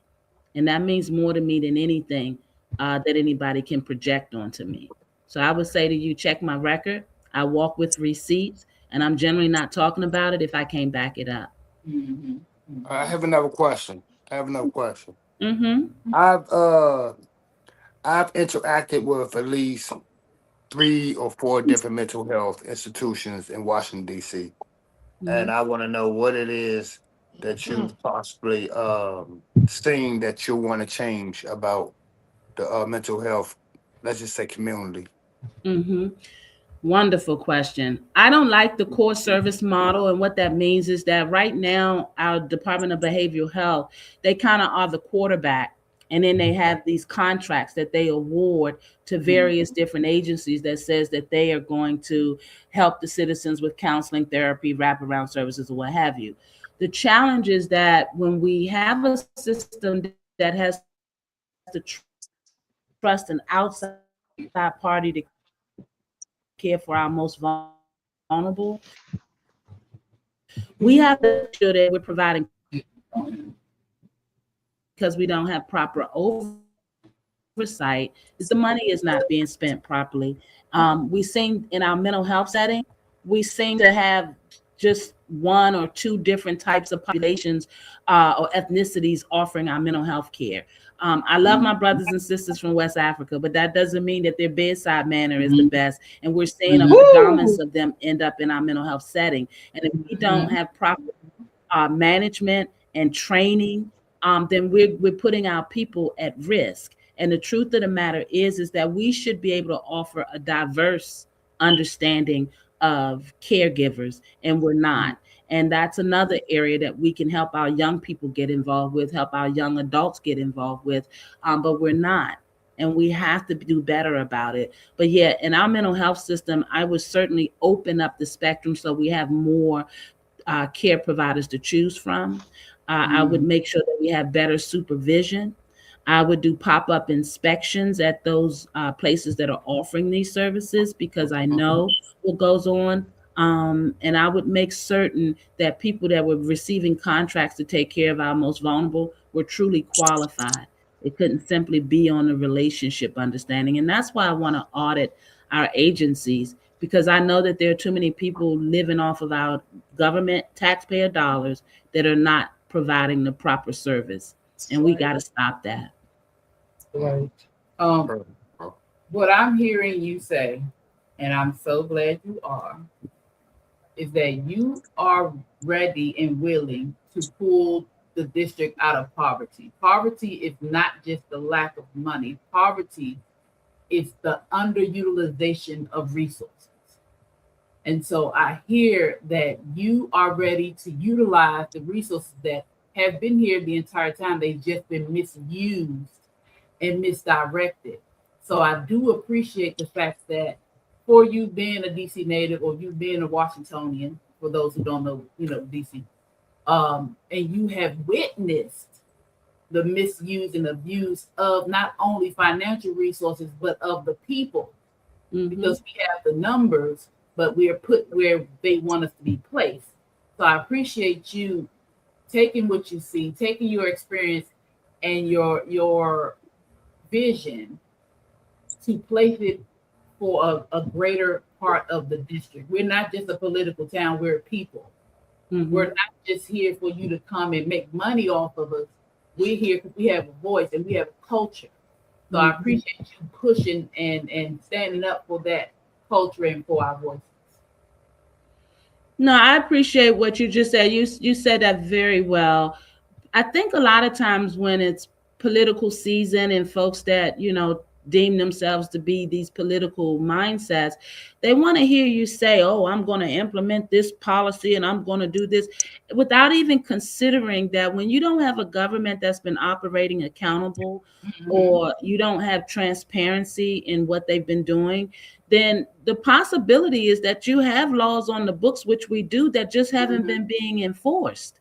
So before I come and bring a policy that we already have a similar understanding and we're just not enforcing it, I am a root cause person. Being a mental health advocate for as long as I've been, my job is to go in and build trusting relationships so people will let the walls come down so they can tell me how they really need help, right? And then my job is to be there when they need me, when they call, to follow up, and then not to help them feel like they've been outed when they go out in the community, because nobody wants you to know what's going on with them, and they definitely don't want you to know if mental health is involved.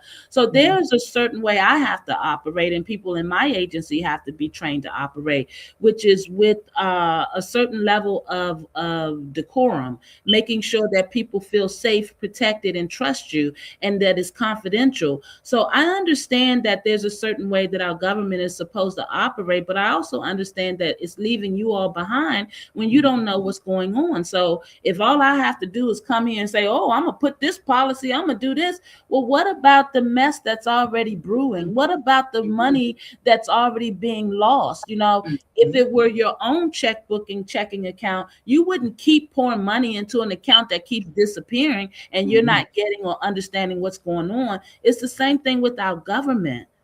right? We need to know how the monies are being spent, that the monies are being spent. We got to show up to the meetings and we got to hold them accountable. We got to understand, why do we pay for 2 school systems and we can't advance the children beyond the corner? Right? What is going on? We have to ask these questions. Why do we have 70 plus grocery stores on the west side of the city and we only have 3 on the east side? These are not anomalies. You have to have a leader with the political will that will show up and properly manage the assets of the city so that everybody can have a wonderful experience in DC. Why would we have an 81 times wealth gap? Why? And why would it continue to get wider when we all know that it's a problem? We are the nation's seat of governance. People are showing up here every day with a political agenda, and it is our responsibility to make sure that our people are eating first. And by our people, I mean Washingtonians. This is our town. And we've got to get more engaged, and we've got to have politicians that are going to show up and help us get out of this, not tell us what we want to hear so we can like them. As the brother mentioned, we're tied to our emotions, and it dictates whether we show up or not. And what we have to do is be willing to put something beyond our emotions, which is, I care about our young people enough that I'm going to show up and vote. I care about the fact that, we're in a mess and they're trying to take our town. So I realize I got to get my community together, ready to vote. We tend to look to one person and say, what you going to do different? And I don't mind telling you, because I showed up for the job, but then I'm going to turn it right back on you and say, what are you going to do different? Yeah. Because we must be a That's healthy, right. functioning society. We all have a responsibility. This is our city. And when we're winning, we're celebrating. When we're losing, are we all showing up to take some form of responsibility? Can I ask a question, please? Yes. Your plan to basically communicate with our youth a whole lot better. What is a program that you can start before? Are you allowed to start a program beforehand? Because these youngers, no, what I'm saying is, in order for you to communicate and have these youngers come out, they have to know who you are. I think was my opinion as far as the youth and mental health. I struggled with mental health over 20 years, but I found a way to get through it. So I help other people. But at the same time, it's too many promises that's not being held.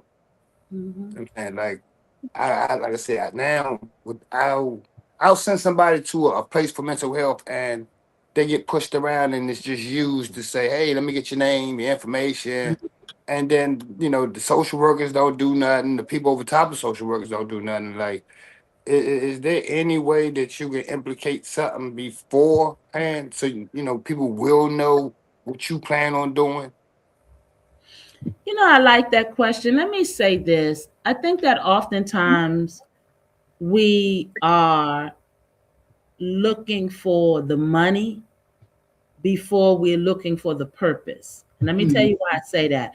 With our young people, we've been showing up at the various monuments every third Saturday. One of the 2 of the members on my team are communicating with the schools, the principals, to invite them out. They needed their community service hours and things like that.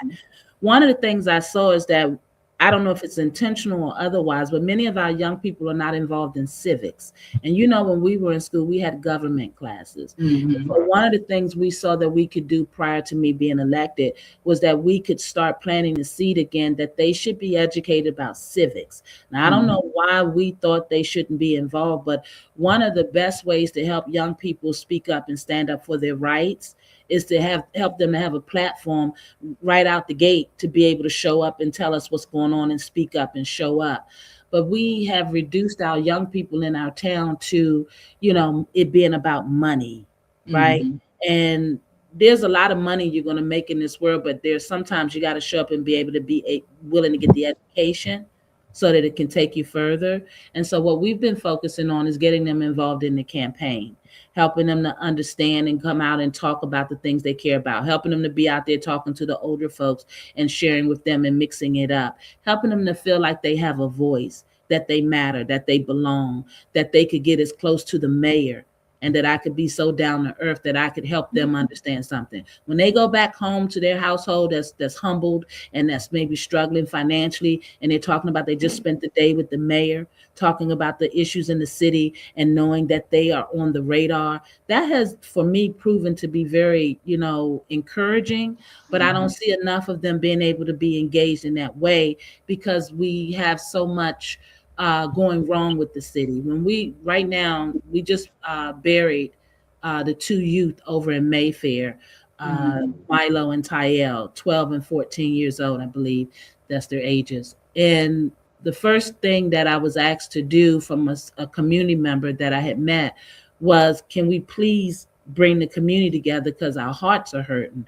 Our children, where are we supposed to send them? And if they can't go out at 3 o'clock in the day and, be at a food truck or what have you, and have the world think that somehow, we must deserve it because we're over here living in this type of setting. So trying to get the young people stable enough so that they know that they matter, they know that their points of view mean something, for me, is getting them engaged into the campaign.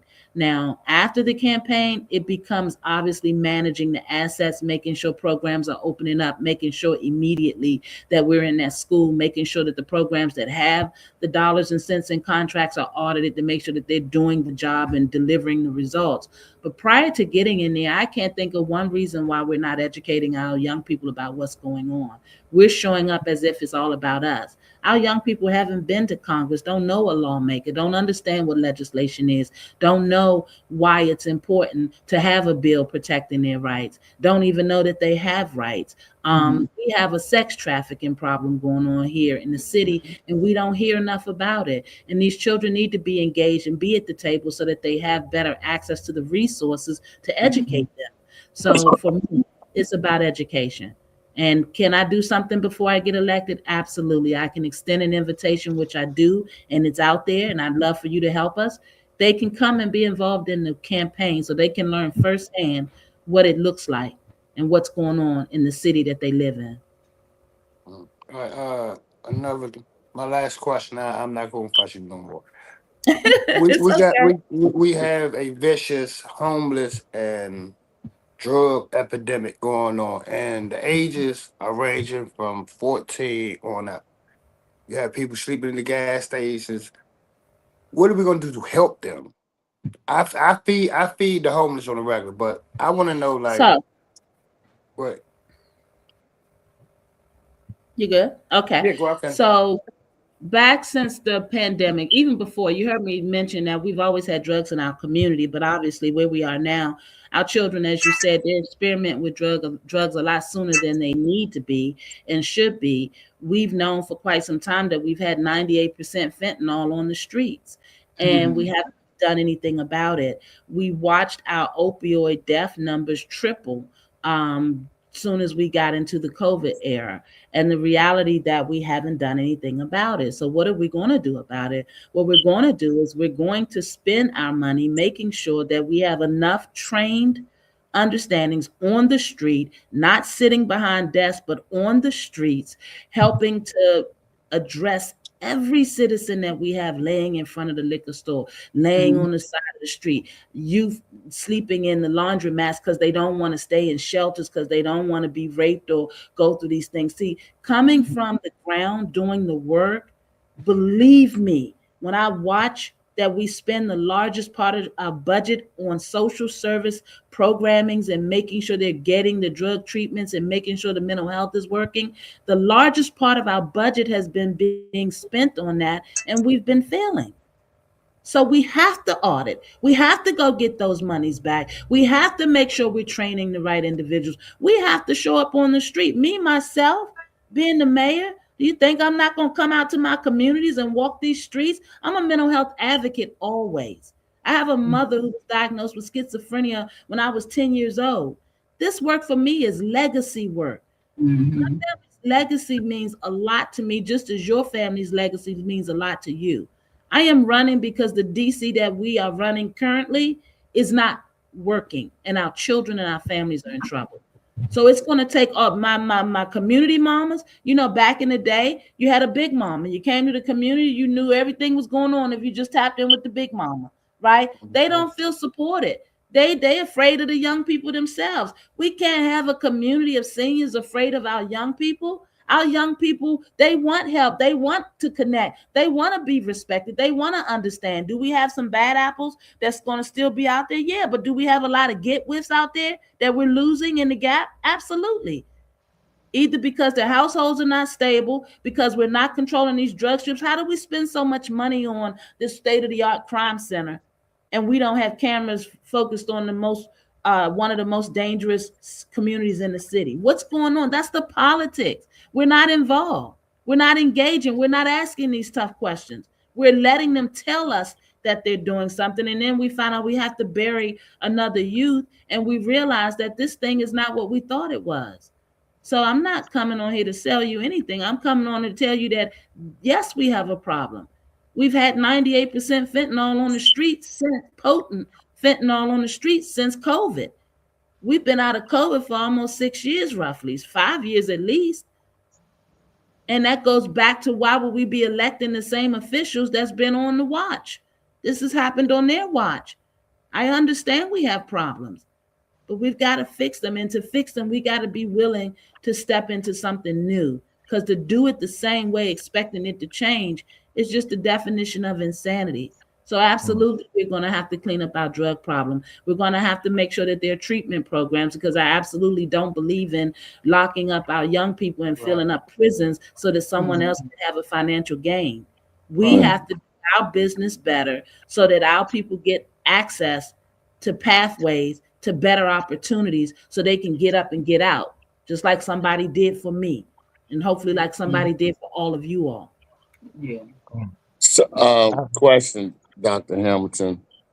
As you said, basically they playing musical chairs in that Wilson building. Nothing's changed from their leadership. Duffy, I think, been in there, what, 13 years as a council member. Denise George been in there 5 years as a councilman. And really, nothing's changed. Nothing. They've done nothing, period, for our youth and young adults in the city. So my question is this: how do we get our community involved in understanding that this machine is not doing anything, and get them engaged in people like yourself that really understands the problem? How do we get the people in the community to get your message out? What would you suggest? I like that. I think that the community just has to have a conversation, be real with themselves and be willing to have a conversation. Let me give you an example. Mess sells, right? We like drama. And with one of the political debates recently, I think it was Duffy and Miss George were going back and forth over the utility bills and whose fault it was that the rates were so high and who served on the utility commission and who voted and didn't vote. And so it just played out in the media that, oh, the candidates are going at it, and people were just weighing in, and that became so popular. The crazy thing for me looking at that and knowing the issues is that both of them have their hands dirty. Both of them have their hands dirty, and both of them are responsible for why our utility costs are as high as they are. And if one was in bed with them, the other one was propping the pillow up. It's as simple as that. And so as citizens, we have to be willing to have these common sense conversations in our community and not so much be emotionally tied to who they are, but look at our community and look around and say, okay, what can we point to that has made a difference having this person in office, and being willing to agree to disagree. But we got a dialogue. But you know, when I walk the streets and I watch our citizens, we don't even like to talk to each other. We don't even like each other anymore. We live in the same communities and we can't even go knock on all the doors to say, hey, just wanted to make sure you knew that Dr. Hamilton was somebody that might be able to change our community if you're willing to take a look at her. We're afraid to do that. So I think that it starts with being community. It starts with being willing to be that one in the community to start the conversation. when we're talking about it, when we're engaging about it, then we can get excited about changing it. But we're not even talking to one another in most cases. And why is that? I have a question, Dr. Hamilton. My name is Truth. The question that I have is, you and I both know this is the machine that we're all going up against. And I hear things that you say you want to do. And that's all fine and dandy, and that's wonderful. But do you know that going against the machine has problems? Yeah. We know that they will destroy your character. We know that stuff been put in place. So the question I'm about to ask you is that, are you willing to put your life on the line when you're going against this machine? My life was already on the line the day I came forward, being a public figure, speaking out the way that I do. And if you research me, you'll see this isn't the first time that I've used this thing to call it out. I am a spiritually led woman, and I was just raised by some real ones, you know. And the truth of the matter is that we're not going to be here forever. You heard me say it's legacy work. I buried my mother from her lung cancer, of all things. I did everything I could to keep her here, but she got lung cancer. And you know why? Because most people who are diagnosed with schizophrenia also smoke most of their lives. So I watched her come to a program and get resources, but also they never stopped her with the smoking, never put her in smoking cessation classes, never talked to her. They only saw her as a woman of mental health. They didn't see her beyond that. And so the truth of the matter is, when I say I'm doing legacy work, Truth, that I'd like to believe that whatever purpose God has for me, that I'm going to serve it, and I'm going to help open the doorway for the next one to come in. Tupac said something, Truth, that I think you can respect and relate to. He said, I may not be the brain that changes the world, but I want to spark the next brain that does. Right. And I'm paraphrasing it in some sort.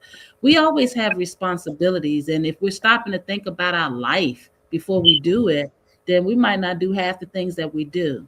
I'm blessed to be 56 years old, having come through humble Ward 8, got a great education, had some people, a village that loved and cared for me, and a father that put the fear of Jesus in me, which is probably why I wasn't a baby mommy early, you know, because, you know, being an A student isn't enough to make it out the hood. You know, you got to have that village around you.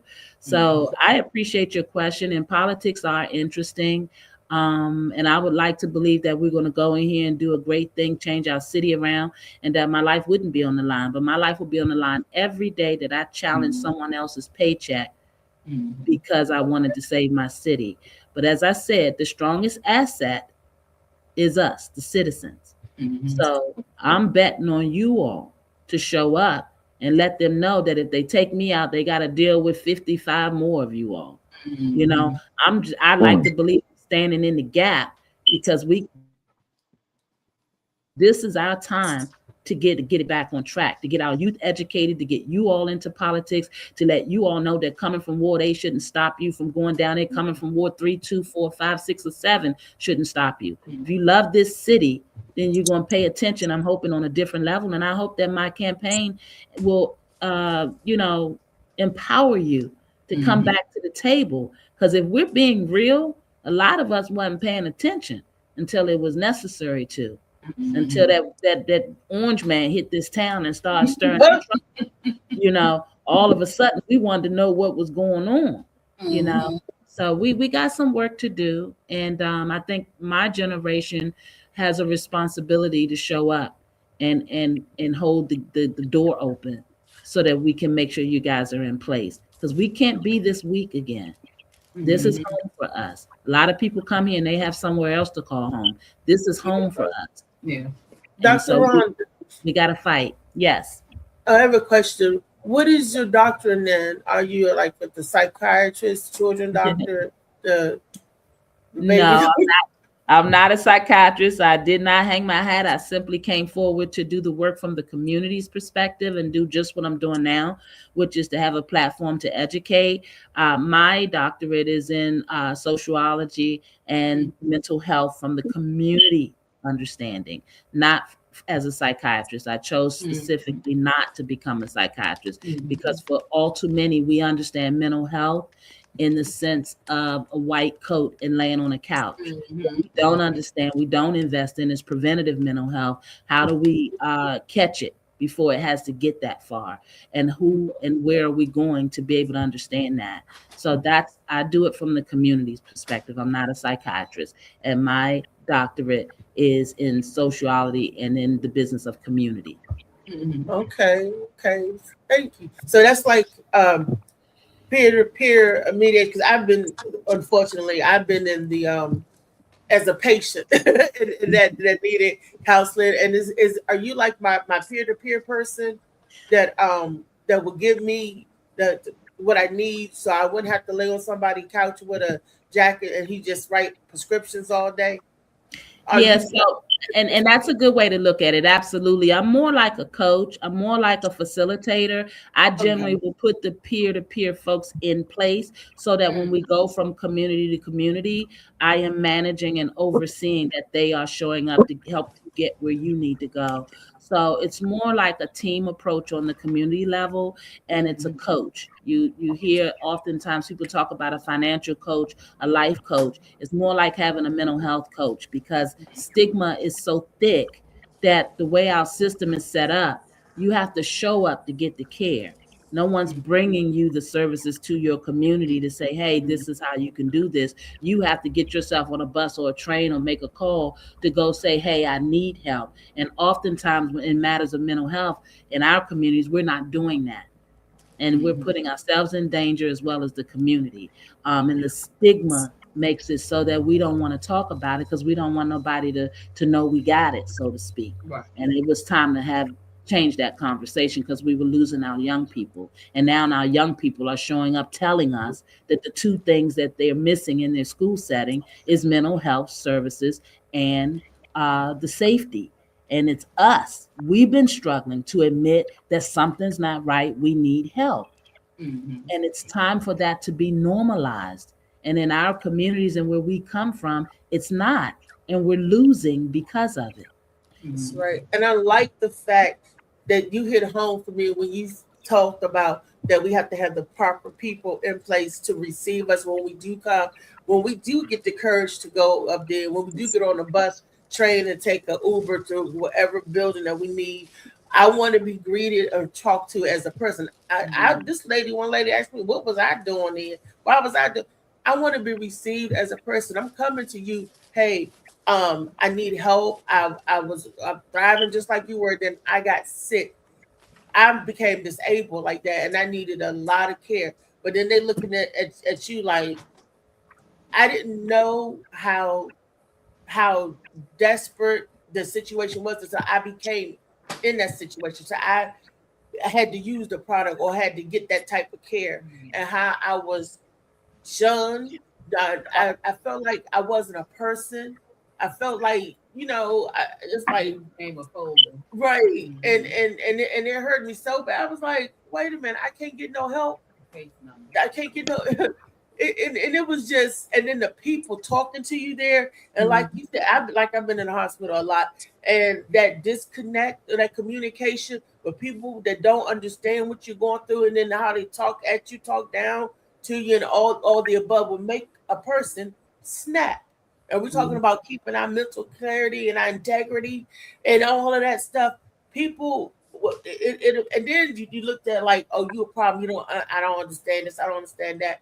So I applaud you when you said getting the proper people in place to do the job with the tax dollars and what the city and the government pays them to do.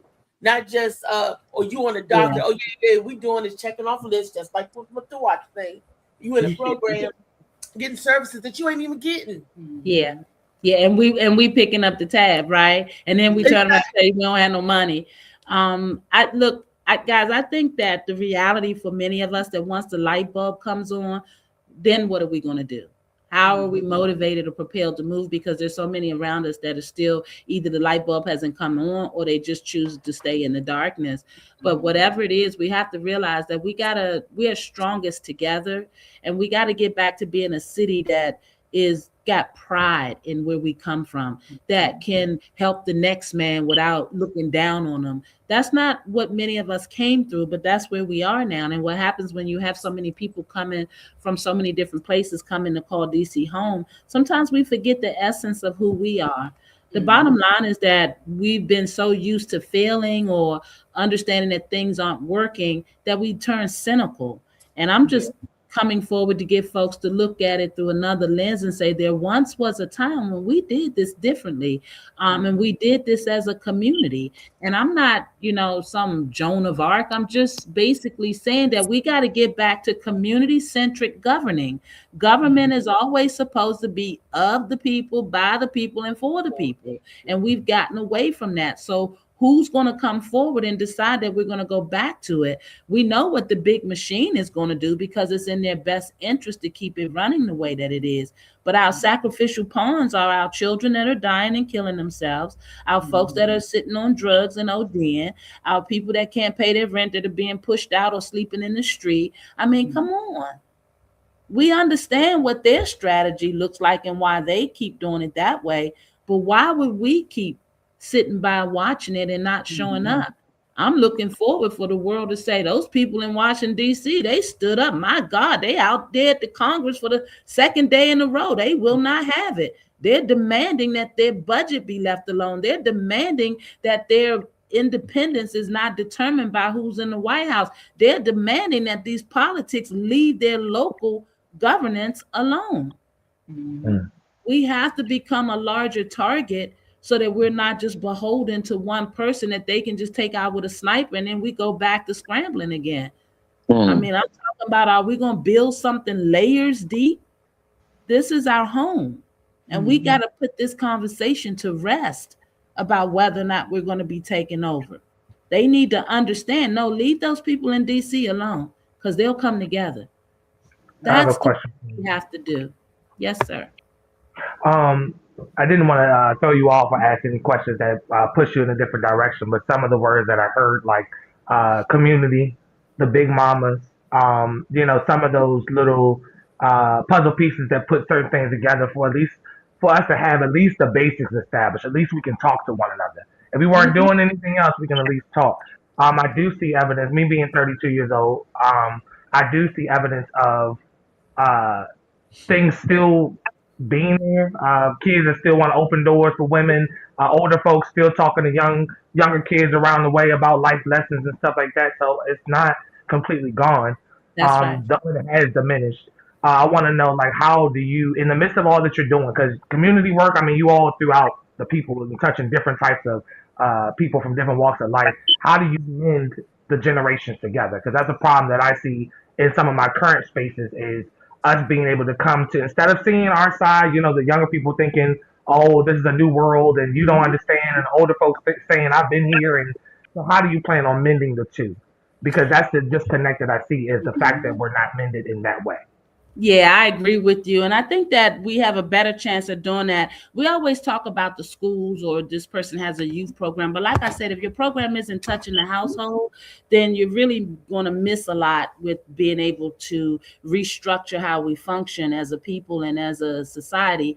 But I believe that for me, I'm going to start writing those communities. I want to start rewarding communities that can come together, and because you don't want government dictating or running your household either now. So there has to be a proper balance. But I want to create incentives and opportunities for communities to come together and be on the map. I want to go from ward to ward and understand where my community initiatives and where my folks are coming together just to clean up. My team was over at a community and ate on the weekend, and it's so dirty. The trash is everywhere. And I understand that maybe the landlord isn't doing what he's supposed to do, or maybe the city didn't pick it up or whatever.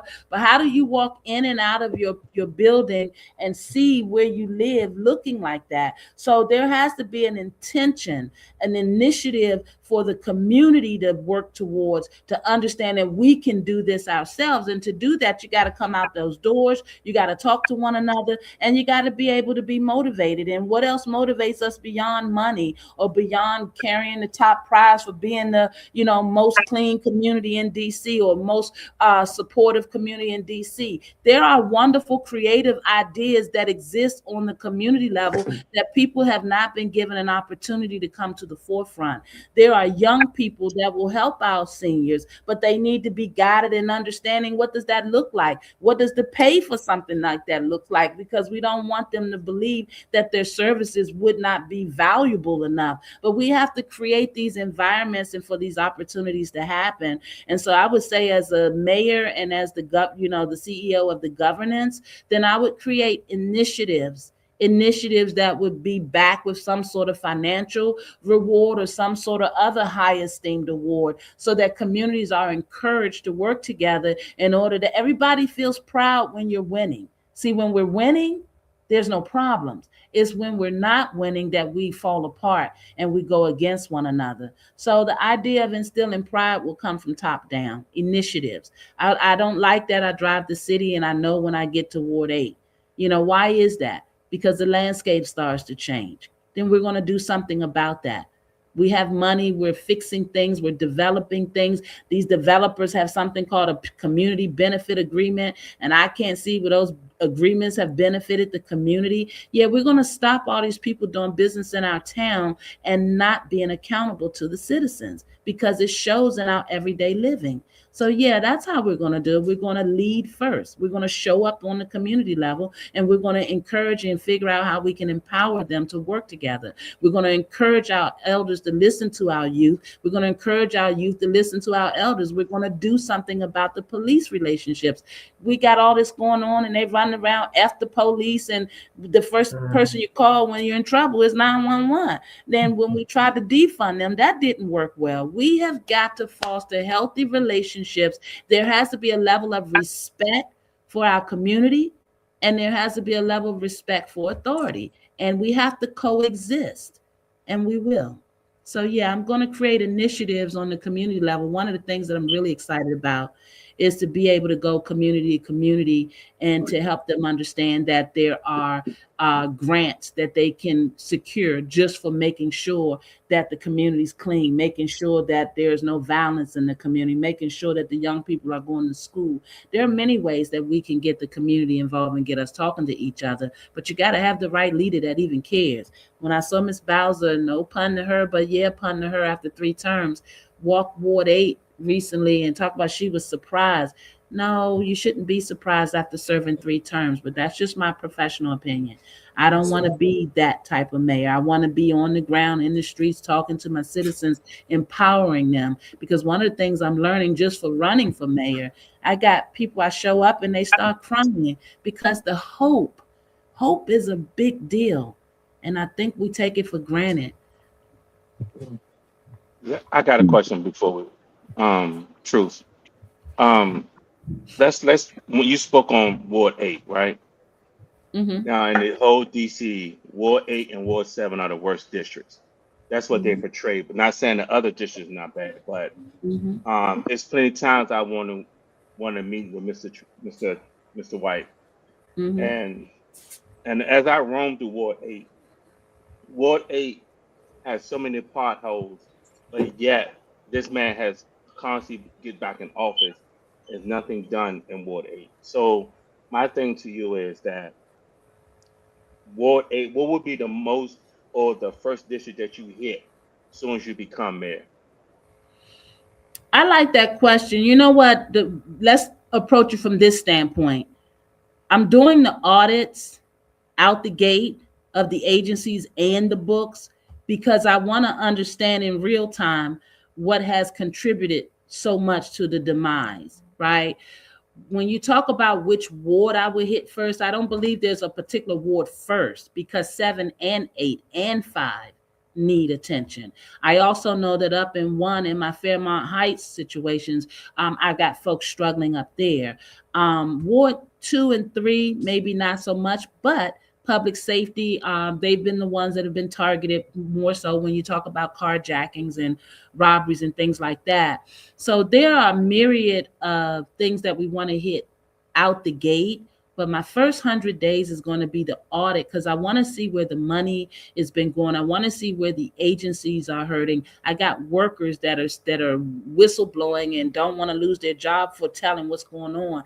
I got children being raped over at DYRS. You feel me? I got children aging out of the foster care system every day, experimenting with those drugs that you're talking about and finding themselves in the street. So I don't think it's a healthy approach to think that you could just attack one ward, but I can tell you that the wards that have been suffering the most, both from a housing, from a drug usage, from what you call economic standpoint, we're going to attack all of that out the gate, and we can. There's no reason why we can't.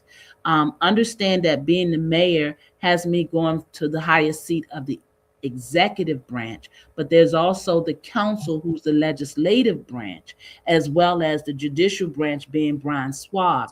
And what we haven't had the benefit of as a citizen of DC in quite some time is where we see all three of those branches working together for the greater good of the citizens. They're usually arguing over something, they don't agree on something, and whenever that's the case, somebody's not benefiting on the community level. So I'd like to believe that as a new CEO at the helm, that I will be able to foster healthy relationships so that you guys get the benefit and that we don't have to choose which ward. I happen to want OAG who's enforcing the law on slumlords in 8, who's also making sure that these businesses that are still in the money, or the developers that are not honoring their CBA agreements and things of that nature. There are multiple things that we could be doing that we as citizens haven't had the benefit of seeing, because all three branches of our government haven't been working together. And I'm going to change that. Okay, I have another question. Mhm. Truth. Truth. So now in DC, now I noticed a lot of, and I'm not for the color barrier, but I see now a lot of more. I grew up in the 70s. And when I grew up in the 70s, we had police officers come to our, don't do that. It's okay. I'm 69. Come on. We holding it down for our era. Come on. We still got it. Come on. That's dirty. You see what I'm saying? Y'all, boy. And so I had police officers when I was growing up used to come to, it was pride back then when the 70s, you had police officers come to the school, officer friendly, come and talk to the kid. They had the go-go bands. So my thing is, now that I see throughout DC, now more white cops are coming in and they don't know how to communicate with the community. The first time they come out the car, they got their hands on their gun. So my question is to you. I think that police officers all should be taking mental health classes. And I truly believe this will cut down the shooting of an environment that people, they don't know, understand, or don't know how to deal, because a lot of them are trigger happy. So I just think that that mental health training should be top priority, because that way, when people see the police, they don't run, they don't do stuff, because now police now are so scared they keep their hand on their gun and they're ready to shoot.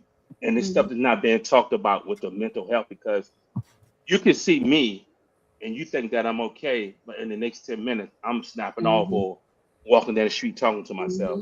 So as the incoming mayor, what is your focus on mental health? Because this is, I know, in the Black community, not all, but I just know about my community, that mental health is very swept under the rug in the Black, especially in the projects.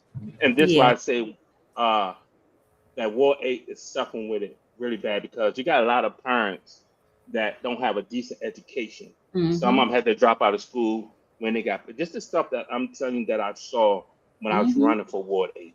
And it hurt me to the core, because a lot of them can't hold decent sentence or put a paragraph together to complete the sentence.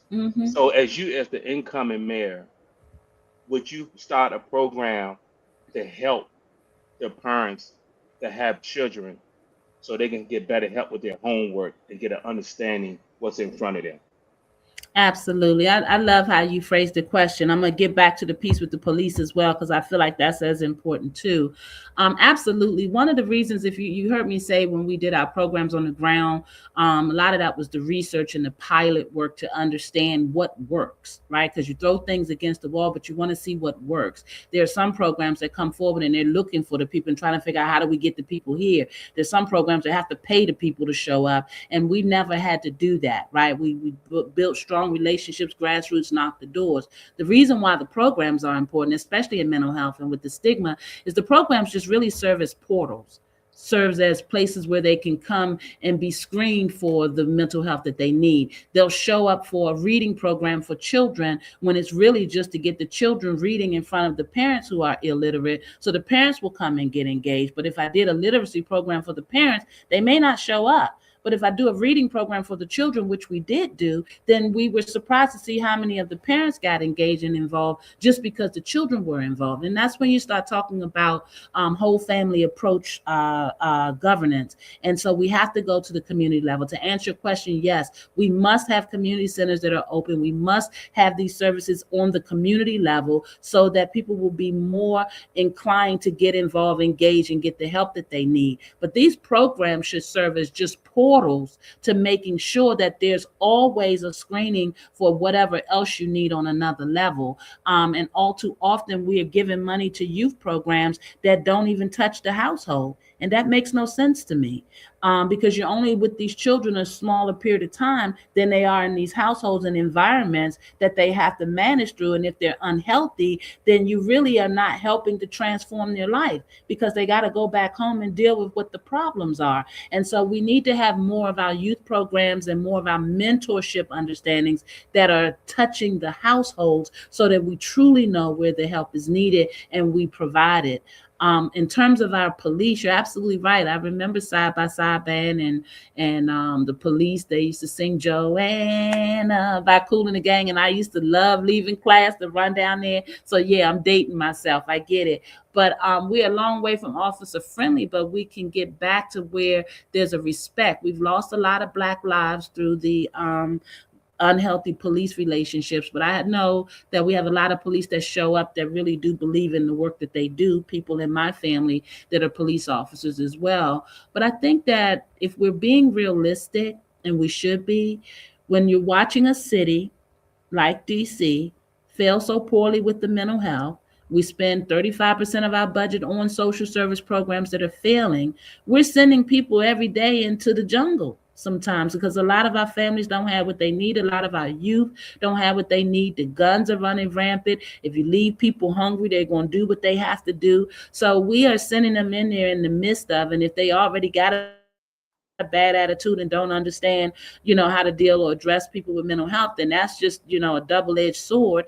And who is it? The ACLU has took our police to court because they were saying that they should not be showing up as mental health advocates. And I agree. Now, to your point, should they be knowledgeable? Yes. But anybody with a gun on their hip is not really going to be the most effective mental health advocate, because when people are in crises, I don't have an option to go to my hip to pull a gun. I better know what I'm doing, right?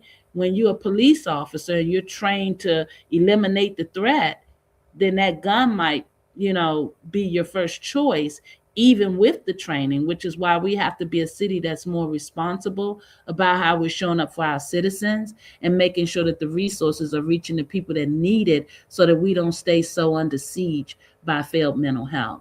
And I'm very confident that we're going to be able to turn the corner with this, because we're going to put the right people in place to provide the right services needed. A big part of our challenge is that we haven't properly managed our affairs, and there are people that are bleeding our government agency-wise or individual-wise that need to be removed because they're not serving us any good. Question. You mentioned our police force. I have talked to organizations that feel that our police force are not culturally diverse enough to deal with people in our communities.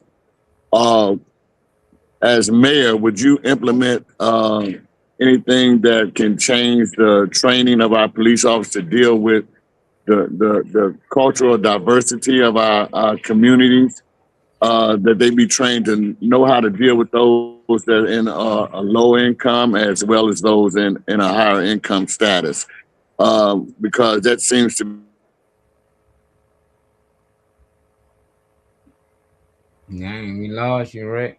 You froze up, Ricky. I believe I understood your question for the most part. Absolutely. We used to have years ago, you know, I come from real estate, as I mentioned. We used to have years ago something called the Officer and Teacher Next Door program. And what that did is it introduced those types of professionals into our community settings. And in exchange, they would get incentives for the real estate. You know, one of the highest forms of increasing your wealth is to get into real estate, to increase your value of your real estate for your equity access, right? And so that's generally building equity, and having access to it is how many people build their wealth. And so the attraction for police officers and teachers to live amongst the community was so that we could help to impart stronger relationships amongst our community for police officers and teachers.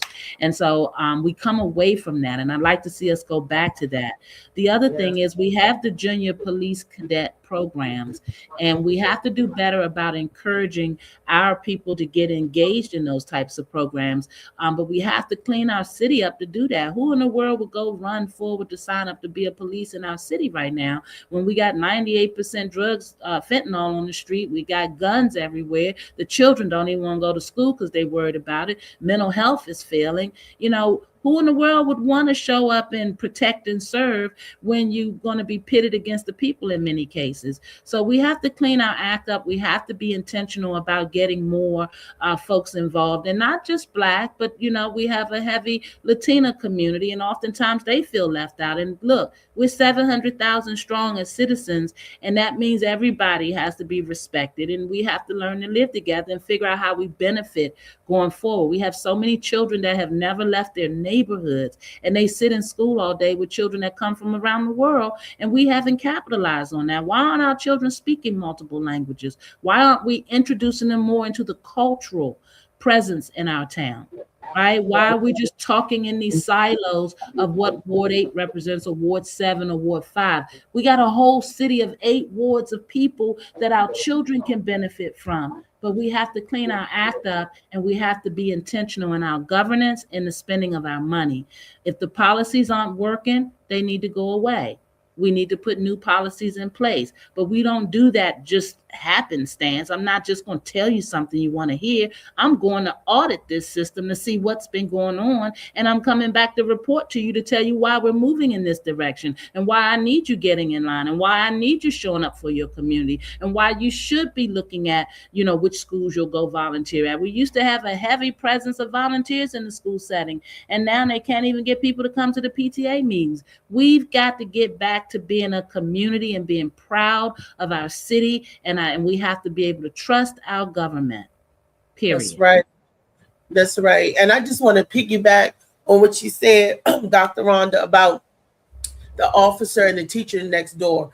Because I used to be the settlement officer for Legacy Title, and at that time, the title company had the HUD for the DC, Maryland, and Virginia. We had all the HUD contracts.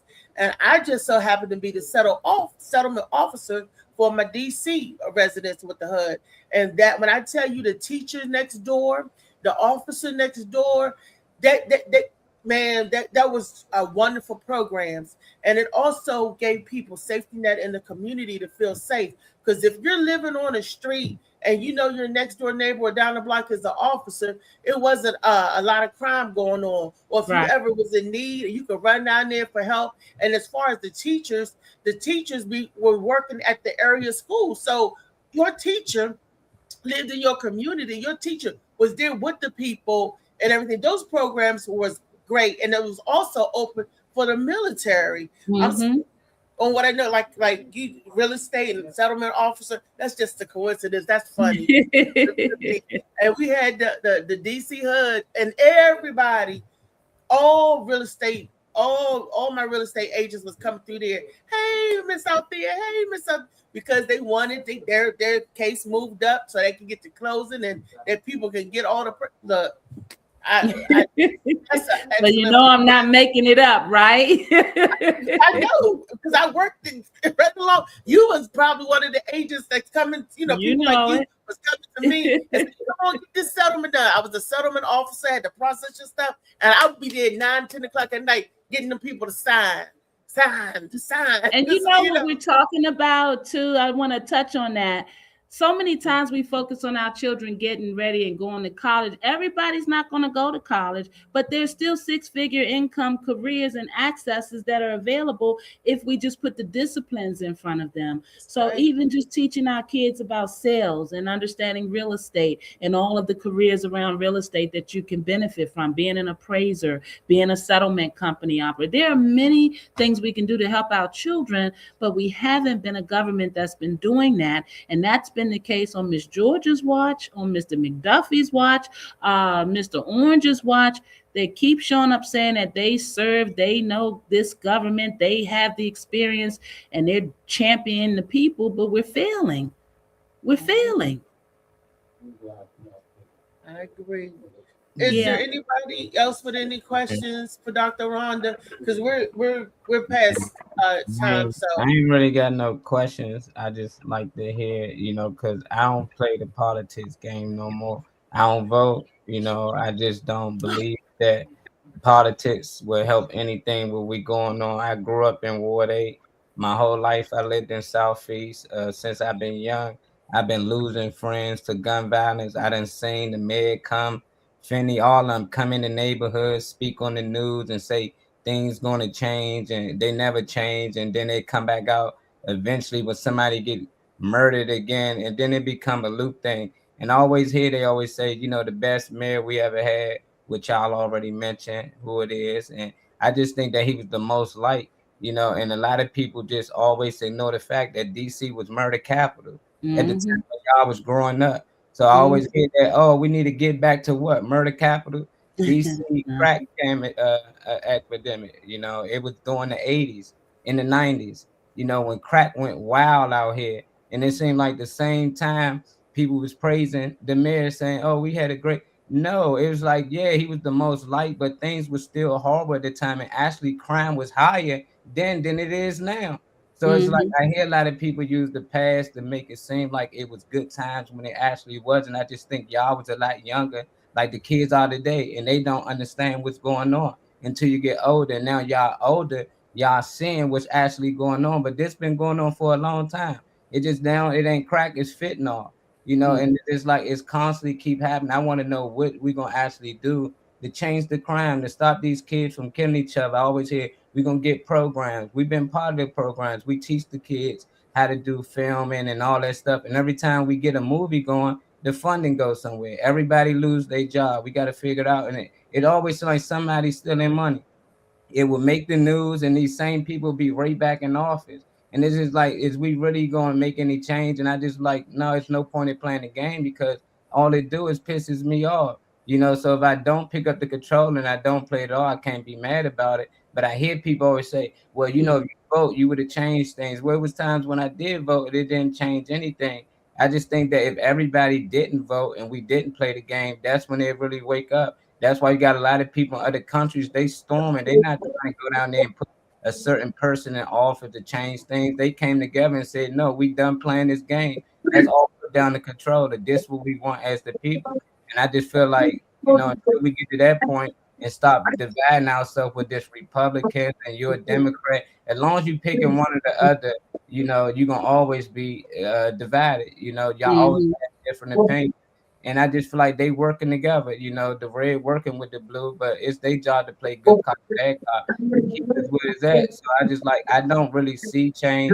I know that some people come there and make a small change, which is good. Small is better than no change at all. But I want to know what we're gonna actually do to stop these kids from killing each other, for these fathers stop going to jail and missing out on their kids' lives, and it's becoming a cycle, especially in the Black community. And every time they clean up a certain area, it just become all mostly white. Like Navy Yard, yes, it was nice, and they say we're gonna clean up Navy Yard and we're gonna make it better for y'all. Now you go down there, it's no gas stations because they don't want you to even stop past there because it's majority white unless you cross the street on the southwest side. But they're gonna get to that side next. So it seems like they only come to clean up just to move us out. So eventually, all us that grew up in Washington, D.C., it feel like we're not going to be able to afford to live in D.C. And eventually get pushed out to Maryland or Virginia or elsewhere.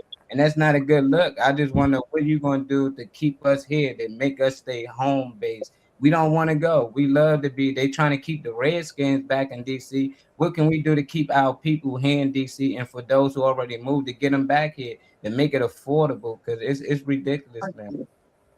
Man, I love that. I love that. I love everything you said, and I feel you. And that is where we have the generational divide. I don't even know your age, but I probably got you by 20 years, I'm sure. The way you broke that down is perfect. That is exactly where we are. How do we get folks from your generation to come back to the table and understand that we got to do something different? You're absolutely right.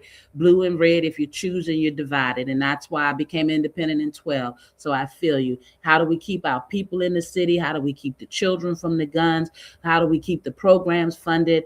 And how do we make sure the programs we're bringing forward are going to help move the children forward and make sure that it's changing lives? So here we go. First thing I'm going to tackle, the vote situation, because I hear your heart. I know you care. I feel like you walked away or don't vote or don't pick up the control because you keep picking it up, seeing the same thing. But even you and your generation have to be able to recognize opportunity. If we're not in the game, we can't win. Right? That's just the bottom line. And we have to choose if we even care about winning, if the game is even up to our standards to even enter the game. So I'm going to say to you, opportunity. What I learned in sales is that when opportunity meets preparation, then we have the opportunity to do something different. So opportunity absolutely exists now because we cannot put the same people back in there. That's number one. Number two, yeah, of course we have to vote because the budgets, the legislation, the policy and things of that nature that help to keep our children funded and educated, it matters. I saw 12th graders in 24 graduate with 5.8% English language art comprehension on 100% scale. And we're funding 2 school systems. And the reality is that somebody has to care if we're not going to care. But when we're not in politics, when you talk about the folks showing up, getting elected, and then nothing changing for you all. I want folk like you and your generation to get involved in policy making, to understand what it looks like to write a piece of legislation and hold them accountable for passing it so you can get the questions answered that you're asking. How do you keep us here? We stop looking to them to tell us what the solutions are, and we show up with our own. When I kept showing up to Marbury Plaza and Nash Place and Woodbury Village and Woodland and these communities and seeing how they were living and how these mothers were living, we wrote a piece of legislation called the HEART Act. We kept on trying to get it passed. We couldn't get the citizens to show up to testify. So Mr. Robert White and Mr. Mendelson and everybody else in between didn't want to pass it because what that meant is they would have to part with the relationships of these slumlords in order to make sure to enforce the law. The thing about justice in our city, in our town, in our nation, is that most things you have to take to court. You see Oregon, Chicago, and some of these other places, California, taking him to court because they're acting around the Constitution. So I'm saying that to say America is always going to be where we have these justice conversations. We have this imbalance. We have this crooked politician understanding. We always are going to have that in the world. And you're right. We were the murder capital. But the thing about being the murder capital and having a crack epidemic and everything else, we had a politician that at least was connected to the people. The issues are the issues of the day. As the people, as you hear, even back with the Panthers and everybody before them, the power always rests with the people. But what are the people doing? And so when I hear you laying it out so eloquently, but I'm telling you that when opportunity meets preparation, then we can go forward together. So I didn't show up to be that one person with the one solution. I showed up to open up the door to say, if you care about this city as much as I do, then come on and let's do something. And what I want for folk like you who have already been doing the work, who are exhausted and been run away from the table, I want you involved in policy making and legislation understandings, because now you have put your purpose with what your intent is, and now you can lean on these politicians in a way that you end up in court with them about programs that they're not properly funding or laws that they're not properly enforcing. There's a law called the First Source Law that says 51% of construction projects over 300,000 in our city are supposed to be given priority to our people. You and I both know when we walk past those construction sites that we're not seeing our people, right? But we're not enforcing it. We're not taking legislation to task about it or anything. We're just back on the community level complaining. So I don't want to lose your energy. I came forward from my generation, from my experience of what it meant to be a Washingtonian. And now you have your experience. And what does that look like when we both come together and we defy that we're not going to stay on the sidelines? I hear your frustration, but if we're going to save our children and do this differently, you have to be at the table. And I won't tell you anything that you want to hear just so you can like me. I don't care. We just got to agree to disagree. You know, I want you to think vote. that it came out of thin air. You know, like this came out of reading in my history on the Black Panther Party.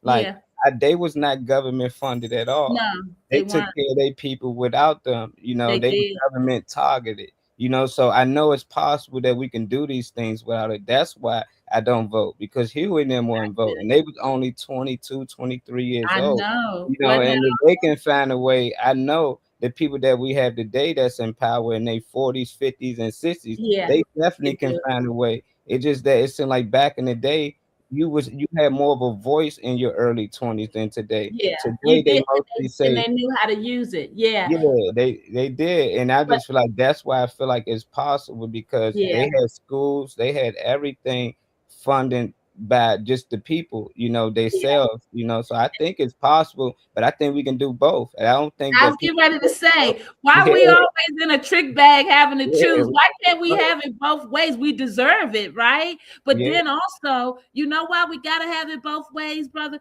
Because inflation. Right? Timing is always important. And what it costs to make things happen today as opposed to when they can do it and how they could get it done. And the fact that we had that many more years to stifle that many more of our people means we need that much more because the need is so much greater, right? But the concept and the actual blueprint is ours to build on, right? So how are we going to strategically go forward to get that done? And that's where I'm at. I'm in that space. Like, come on. We got the knowledge. We got the intelligence. I know my people are hurting out there. I know they're ready for something different. But will I be able to galvanize them enough to say, come on, by any means necessary, we're going forward, because you don't have the right to have our children coming through these educational institutions and not properly doing what you're supposed to be doing. Right? And what does a government for DC look like if you got a sister like me and I'm a claimant in that seat and y'all on the outside at the door? They ain't gonna do nothing but do what they supposed to do. See, they've been playing us against each other, and that time has to stop. That time has to end. So I come from sales. When preparation meets opportunity, can't nobody stop it. And we have the blueprint. So I feel you. And it's you all's energy that we need to connect to and get back to the table, because the old fuddy-duddies got to get out the way, because yesterday's politics ain't going to mean nothing for you all in your world. My responsibility is to lay the foundation and make sure that you know that, yes, you're supposed to be at this table. Absolutely. Our forefathers paid in blood, sweat, and tears. We show up unapologetically, letting them know that we're not going anywhere. And we're going to figure this out together. So that's where I'm coming from. And I so appreciate you speaking up. Yeah, we got some questions from the guests. They starting to hit it, say, we need our questions answered. Y'all hogging me. Tell me what the guests want. Come on, let's go. Well, he had a few. He said, do you think social media is helping political awareness or just creating louder outrage? Both, but we know that good and bad publicity sells. So we got to get the information to the people by any means necessary. Yes. So I will take the good with the bad. And as long as it's getting them engaged, see, this is what I like. When we're engaged, then we can get motivated to do something. But when we don't care and nobody even stops long enough to find out what's on our mind, then we're in trouble. So I think good and bad. He said, do you believe DC is becoming too expensive for the people who built the culture there? Absolutely. Absolutely. And there's something we can and will do about it. Absolutely. And I did a video that had went viral, right? And I didn't realize that's the thing about social media, why it's a good thing and, can be bad. You never know what people really are going to respond to. But I just did a video like we're doing now, and we were talking, and I kept saying, we kept hearing this mayor say she's bringing affordable housing, and we thought that meant for us, those of us that's hurting and need affordable housing. But they didn't talk to us about something called median income and the reality of who was really that housing was affordable for. If you're telling me that the average income or the median income in my city is $100,000, and I got people making 30,000, then something's off with your math. So that affordable housing was coming for people that wasn't necessarily people that looked like me or that made what I made. So the first thing is to understand what I call the politics, the wordplay, letting you think that they're spending on housing to bring for you all and your families. And you find out in the same period that they bringing in those housing, they pushing out 40,000 more. So absolutely DC is too expensive. And shame on our government for letting it go this long. We've seen those ribbons be cut time and time again. We've watched where she misspent over $90 million out of the Housing Production Trust Fund. But again, if we're not at the table doing politics, how are we going to call it out? So we got, it's too expensive, and we're going to change that. We're going to provide these vouchers, these subsidies. We're going to make sure that I see one initiative coming forward. They want to freeze rents in certain income spaces and levels. We got to do everything to bring our people back. I got teachers and workers down in the different agencies reaching out to me saying, please make sure we can live here. And I want to bring my people back. We were proud to be Chocolate City. I think many of us are afraid to speak on it, but I'm a native. Always. That was an accomplishment to go into schools and businesses and have police show up and teachers that look like me, that related to me. We ran all the Black doctors away from east of the river because the reimbursement rate for Medicaid wasn't enough for them to sustain themselves. But when we went to build the hospital, what did the mayor do? Adjust the Medicaid rate. So I said, if you can adjust the rate to bring GW over here and give her keys and get them the keys to our hospital, then we're going to readjust that Medicaid rate and bring our Black doctors back so that our citizens can have access to what they need, right? So that's why we got to be at the table. I know it gets frustrating, and I understand that we don't need government. We're not doing it because we need government. We're doing it because government owes us, and we're going to collect. Our children deserve it. It's simple as that. Question, he said, what's your vision for preserving DC's go-go culture, history, and identity while the city evolves?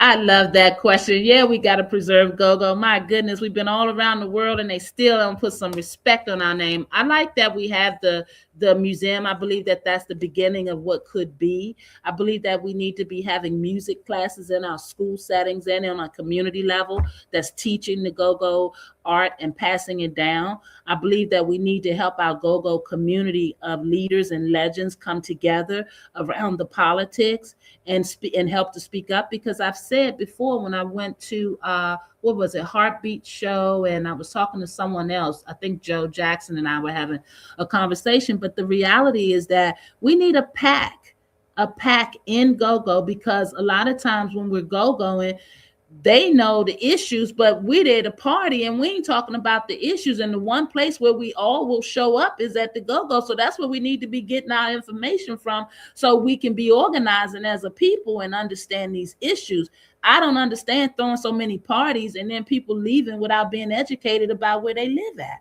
So oftentimes we'll go to a go-go even though we owe rent, right? So if that's what we're accustomed to, then take the purpose to the party so that we can stay up on what we need to be doing. Because don't throw me a party. We outside. Next day you holding a press conference, we losing our jobs. See, that's the politics. But we have to be able to get in front of that, and we will. We will, but absolutely we need to preserve our go-go culture by making sure that it's in our schools and our community centers, that we have programming that's intentional about that. I believe our museum should be the equivalent of our traditional museums, because I believe that it's a culture around go-go. He did a great job out the gate getting it captured, but there's so many more stories to be told, and I believe that we need larger real estate to do that, and we can accomplish that. It's a part of our legacy. Yeah, I like that. We ain't gonna hold you up too long. At the end of this show, something we like to do is give good energy for the viewers and the people who watching. Leave with some good energy and thought before we leave. So we just gonna let Ron and Don start it off, and then we'll go around and we'll get to you last, Doctor. Wait a minute, before we leave, I just want to ask Dr. Hamilton one question that was sent to me. You mentioned you do insurances now, right? What type of insurance? All insurance, business insurance, life insurance, car insurance, house insurance, key man insurance. You need to know what that is, don't you? But yeah, all kinds of insurance. Because I wanted to make sure, because everybody. So we in the same field. We in the same financial service industry. Okay, gotcha. Yeah, and I need to get this in our schools, because again, our brothers wasting their time out on that block. I can show you how to make that check legally. You be with it, and that's what I want. That's what I want. Nobody gets left behind. This is all of our town, and we're gonna do it differently. What's the name of your group? Can you say the name of insurance? Waterfront. Yeah, Waterfront Insurance Network. And actually, you can look it up as well. waterfrontinsurancenetwork.com. Okay, we're gonna reach out, because I'm with another company, but we do a lot of the same things, and it is important that we spread financial literacy so our people can make better decisions. It becomes not only to obtain but maintain financial freedom. So that's important. Absolutely, please do. Our National Life Group has partnered with my campaign, because I told them in a city with an 81 times wealth gap, I need everything you got in the kitchen sink to save my people. So yeah, please reach out, because I'm going to be broadening the scope so that more of our folks have access. A lot of times they don't get involved because they just don't understand, and we don't make it accessible. But yeah, do reach out. Oh, y'all looked it up. Indeed. Thank you. Because we do that on Wellness Wednesday too. When we say wellness, we mean wellness overall, everything. That's right. That's right. And it drives people crazy because they hear I'm a mental health advocate. I don't think in any other terms other than healthy and unhealthy. I don't condone unhealthy behaviors, because I've seen where it leads to. And I will always promote healthy behaviors, because that's how we're going to flourish. Go back up, Molly, real quick. Looking at their partners. Okay. You see they got MetLife, Travelers. Okay, cool. Yeah, we're not captive at all, so we can bring the relationships. Yeah, that's cool. Okay. Okay. I thank you so much, Dr. Hamilton, for being here. I'm sorry, Dr. Mayor. I tell them I answer to them all. Miss Rhonda, Dr. Hamilton, Rhonda. I'm at the end of the day, guys, if we as a city come together and shut this mess down, I promise you they'll be talking about us around the world. And stop letting them tell you that we don't have the money. That CFO down there coveting and putting money aside, and they doing all kinds of stuff. Come on to this table and let's take our city back. I'm not mad at that at all. Trying to take our city back. Ron and Don, appreciate you coming on, brother. We start with you. Appreciate you. Good energy before we get out of here. I just want to say, keep God first and make sure that you do what's right with your life. Yeah. I like that. Say my name. I feel like there's a lot of people, a lot of faces, people of color that have the intention. I see a lot of people right around the corner from the gold mine. I hope to see, and I am seeing it, because the testament to a lot of that stuff is right here on this show today. I feel like regardless of what we might see in front of us, it's always a flip side to everything. So as much negative as we say on the show, as much negative as we may see, there's also a positive, and you have people out here that are striving to do it on multiple levels. So all I want to see is the continuance of conversations like this, interactions like this, where people like Dr. Hamilton or can speak on things where we can put our minds together. So any conversation that I'm hearing about ceasing, and stopping certain things and eliminating certain things out of our community so we can actually move forward. We have the power. We have the buying power. We really run the market, and whether we know it or not. It just takes us putting our heads together to create the right, avenue or formula. But, I feel like as long as you have the right intention, you can, stay in the hands of time. Appreciate that. Rick, you still with us, brothers? Get us. I'm with you. My phone went dead for a minute, but I'm back with you. And what I gotta say is, for our community, man, to step it up, man. We gotta beat the machine, man. And when somebody shows you transparency and realness, we have to walk with that. We have to understand that there's people out there that really cares, whether they're into politics or whatever, they care. And we got to be able to follow that kind of cycle, man. We go by what we hear and what the machine be telling us, a bunch of rhetoric, because they think that's what we want to hear. But when somebody comes to you transparent and shows you who they are, man, that's a people person, man. And our community had to gravitate towards that and stop just going with the machine, because I'm blue, I gotta go with blue. I'm red, I gotta go with red. We gotta stop that. We gotta go with what's best for our city, man. We gotta go with what's best and what's gonna help our city grow. We gotta get off that boat. A lot of times they think we're stupid as voters, because we're following the rhetoric. We're following the machine. And, they play us as stupid. And we got to get out of that. We got to get out of that class, man. We got to get out of them thinking that, because they're in that blue party or that red party, that we have to follow them because we're part of that party. No. What we have to do is think for ourselves and think for and be the people who our parents raised, to think for yourself, to be a leader. You know what I'm saying? So, like I said, when people show transparency, so they're out here, because honestly, I have heard nothing of what Dr. Rhonda has said by any of them candidates. Nothing. And again, the definition of insanity, when things are still going, the same way over and over again, and nothing's changed with the people that's in there, then hey, you look at it for yourself, and I put that out to everybody in this community, that we have to move forward with somebody that shows us that they're about the people, man. And all of us have to be involved. All of us. And that's my word for today. I hope everybody, have a wonderful and blessed day, and I hope everybody can see what's real. Sure. That part.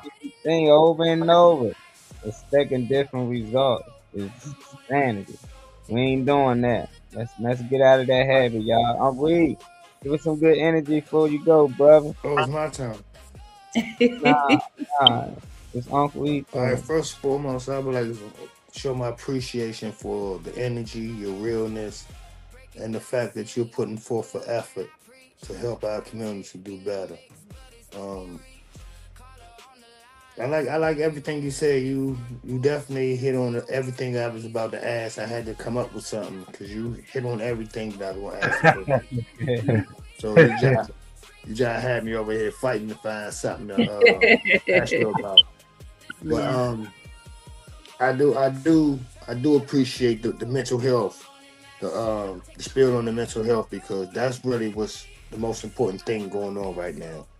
Because if we can get these people to get out of their depression, they definitely will work. Yeah. People work with me on a regular basis, and like I said, the youngins, everybody is on the same channel. You just got to find that channel. That's right. I got him out of there. Real talk. All right. A little too real for him out. Phil, you with us, Phil? If you there, man, unmute your mic and get us some good energy before you get up out of here, Phil.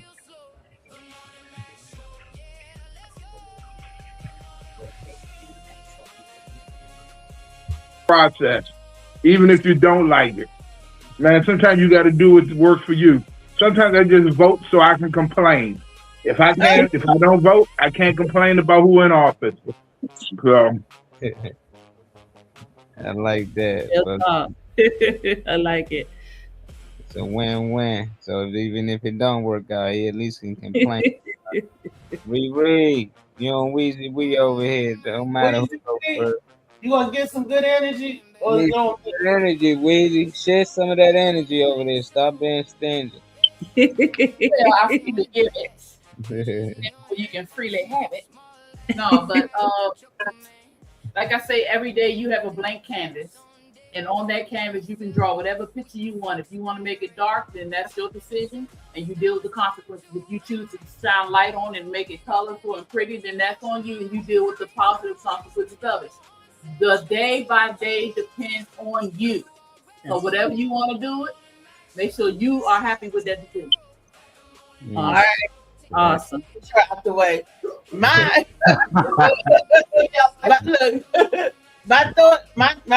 good energy and good thought is just this. This is life, people. Life. Be in it. Don't sit back and be a spectator. Be in it. Is the difference between living and existing. We all got to exist, but can we all live? Yes, we can. We can live together. We can thrive together. And let God be your spiritual beacon. Whoever, there's only one creator. So whatever you choose to call him, let it ring from the heart and do what your heart tell you to do. If it's not harming nobody else. Some people's heart is darker than other people. So I'm only talking to positive people and good vibrations of people that want to see change and want growth and want unity and want love. Peace. Love it. Love it. Peace. Appreciate y'all tapping in with us. Make sure y'all that like, that share button you watching on YouTube. Please subscribe to the channel. I'm gonna leave y'all with just lead with love. Always talk and communicate with each other. Get rid of all this toxic energy that's out here. We too grown to be out here arguing, debating. We should be able to sit down and talk about anything, even if we disagree. So we appreciate you, Miss Hamilton, Dr. Hamilton, our future mayor, for tapping in here with us. And for you, I will get out there and vote. I vote for you. I'll go out there and vote for you. So you can get my vote. You know, I ain't close with it. I might as well. But leave us with some good energy. Let us know how we can stay in touch with you and the people out there who's watching. Awesome. Thank you. Look, Morning Mac Show. I wish I could do this every day and not have to go on the ground, because you guys are where it's at. I love all of your questions. I love that you would take time and even listen to my questions. I love that you would allow yourself to be challenged. I want you to know that I came forward because I love my people. I love my people. I love people in general. And the reality is I know that DC is the best city in the nation. And I know that we've been down, but we're never out. And so I thank each of you all for trusting my leadership and trusting that I need you all. DC's greatest assets, I'll say it and I'll say it again, are us. There are people showing up that think they know DC. They don't know DC. They don't know our DC. And I want you guys to know that I am so honored and humbled to come forward and represent our great legacy. And I would love it if you would join me in helping everyone in your community know that Dr. Hamilton has come forward so that we can reclaim what's ours. And everybody must believe that. Everybody must feel that. And everybody must know it's about them. We don't apologize for anything. We welcome everybody to our city, but they can't have it because it's ours. And that's what I came forward to protect. I appreciate you all. I got 6 more months to do this. I want everybody going to Hamilton, Rhonda Hamilton, the number 4dc.com, signing up to get my emails. Drop $5, $10 if you have to, get a t-shirt if you must, but show that pride and coming together. And let's show this machine and our existing leaders that the buck stops now. We will not continue to go forward the way that we have. I am fighting for our children, fighting for our seniors, fighting for our young adults, fighting for our single mothers, our single fathers, my returned citizens, my military folks, my folks sleeping in the street, my foster care, everybody. I'm fighting for DC. So do not let them continue to win by dividing us based on politics. Let's show them who we are. And I am happy to be in the forefront, helping to guide you where you and your family need to go so that we'll never be here again. I am DC. Are you DC? If so, let's go. And God bless you all. God bless you too. Yes, yes. Let's go, DC. Yes. Yes. All right. I seen her here on the Morning Night Show. Our new man, DC.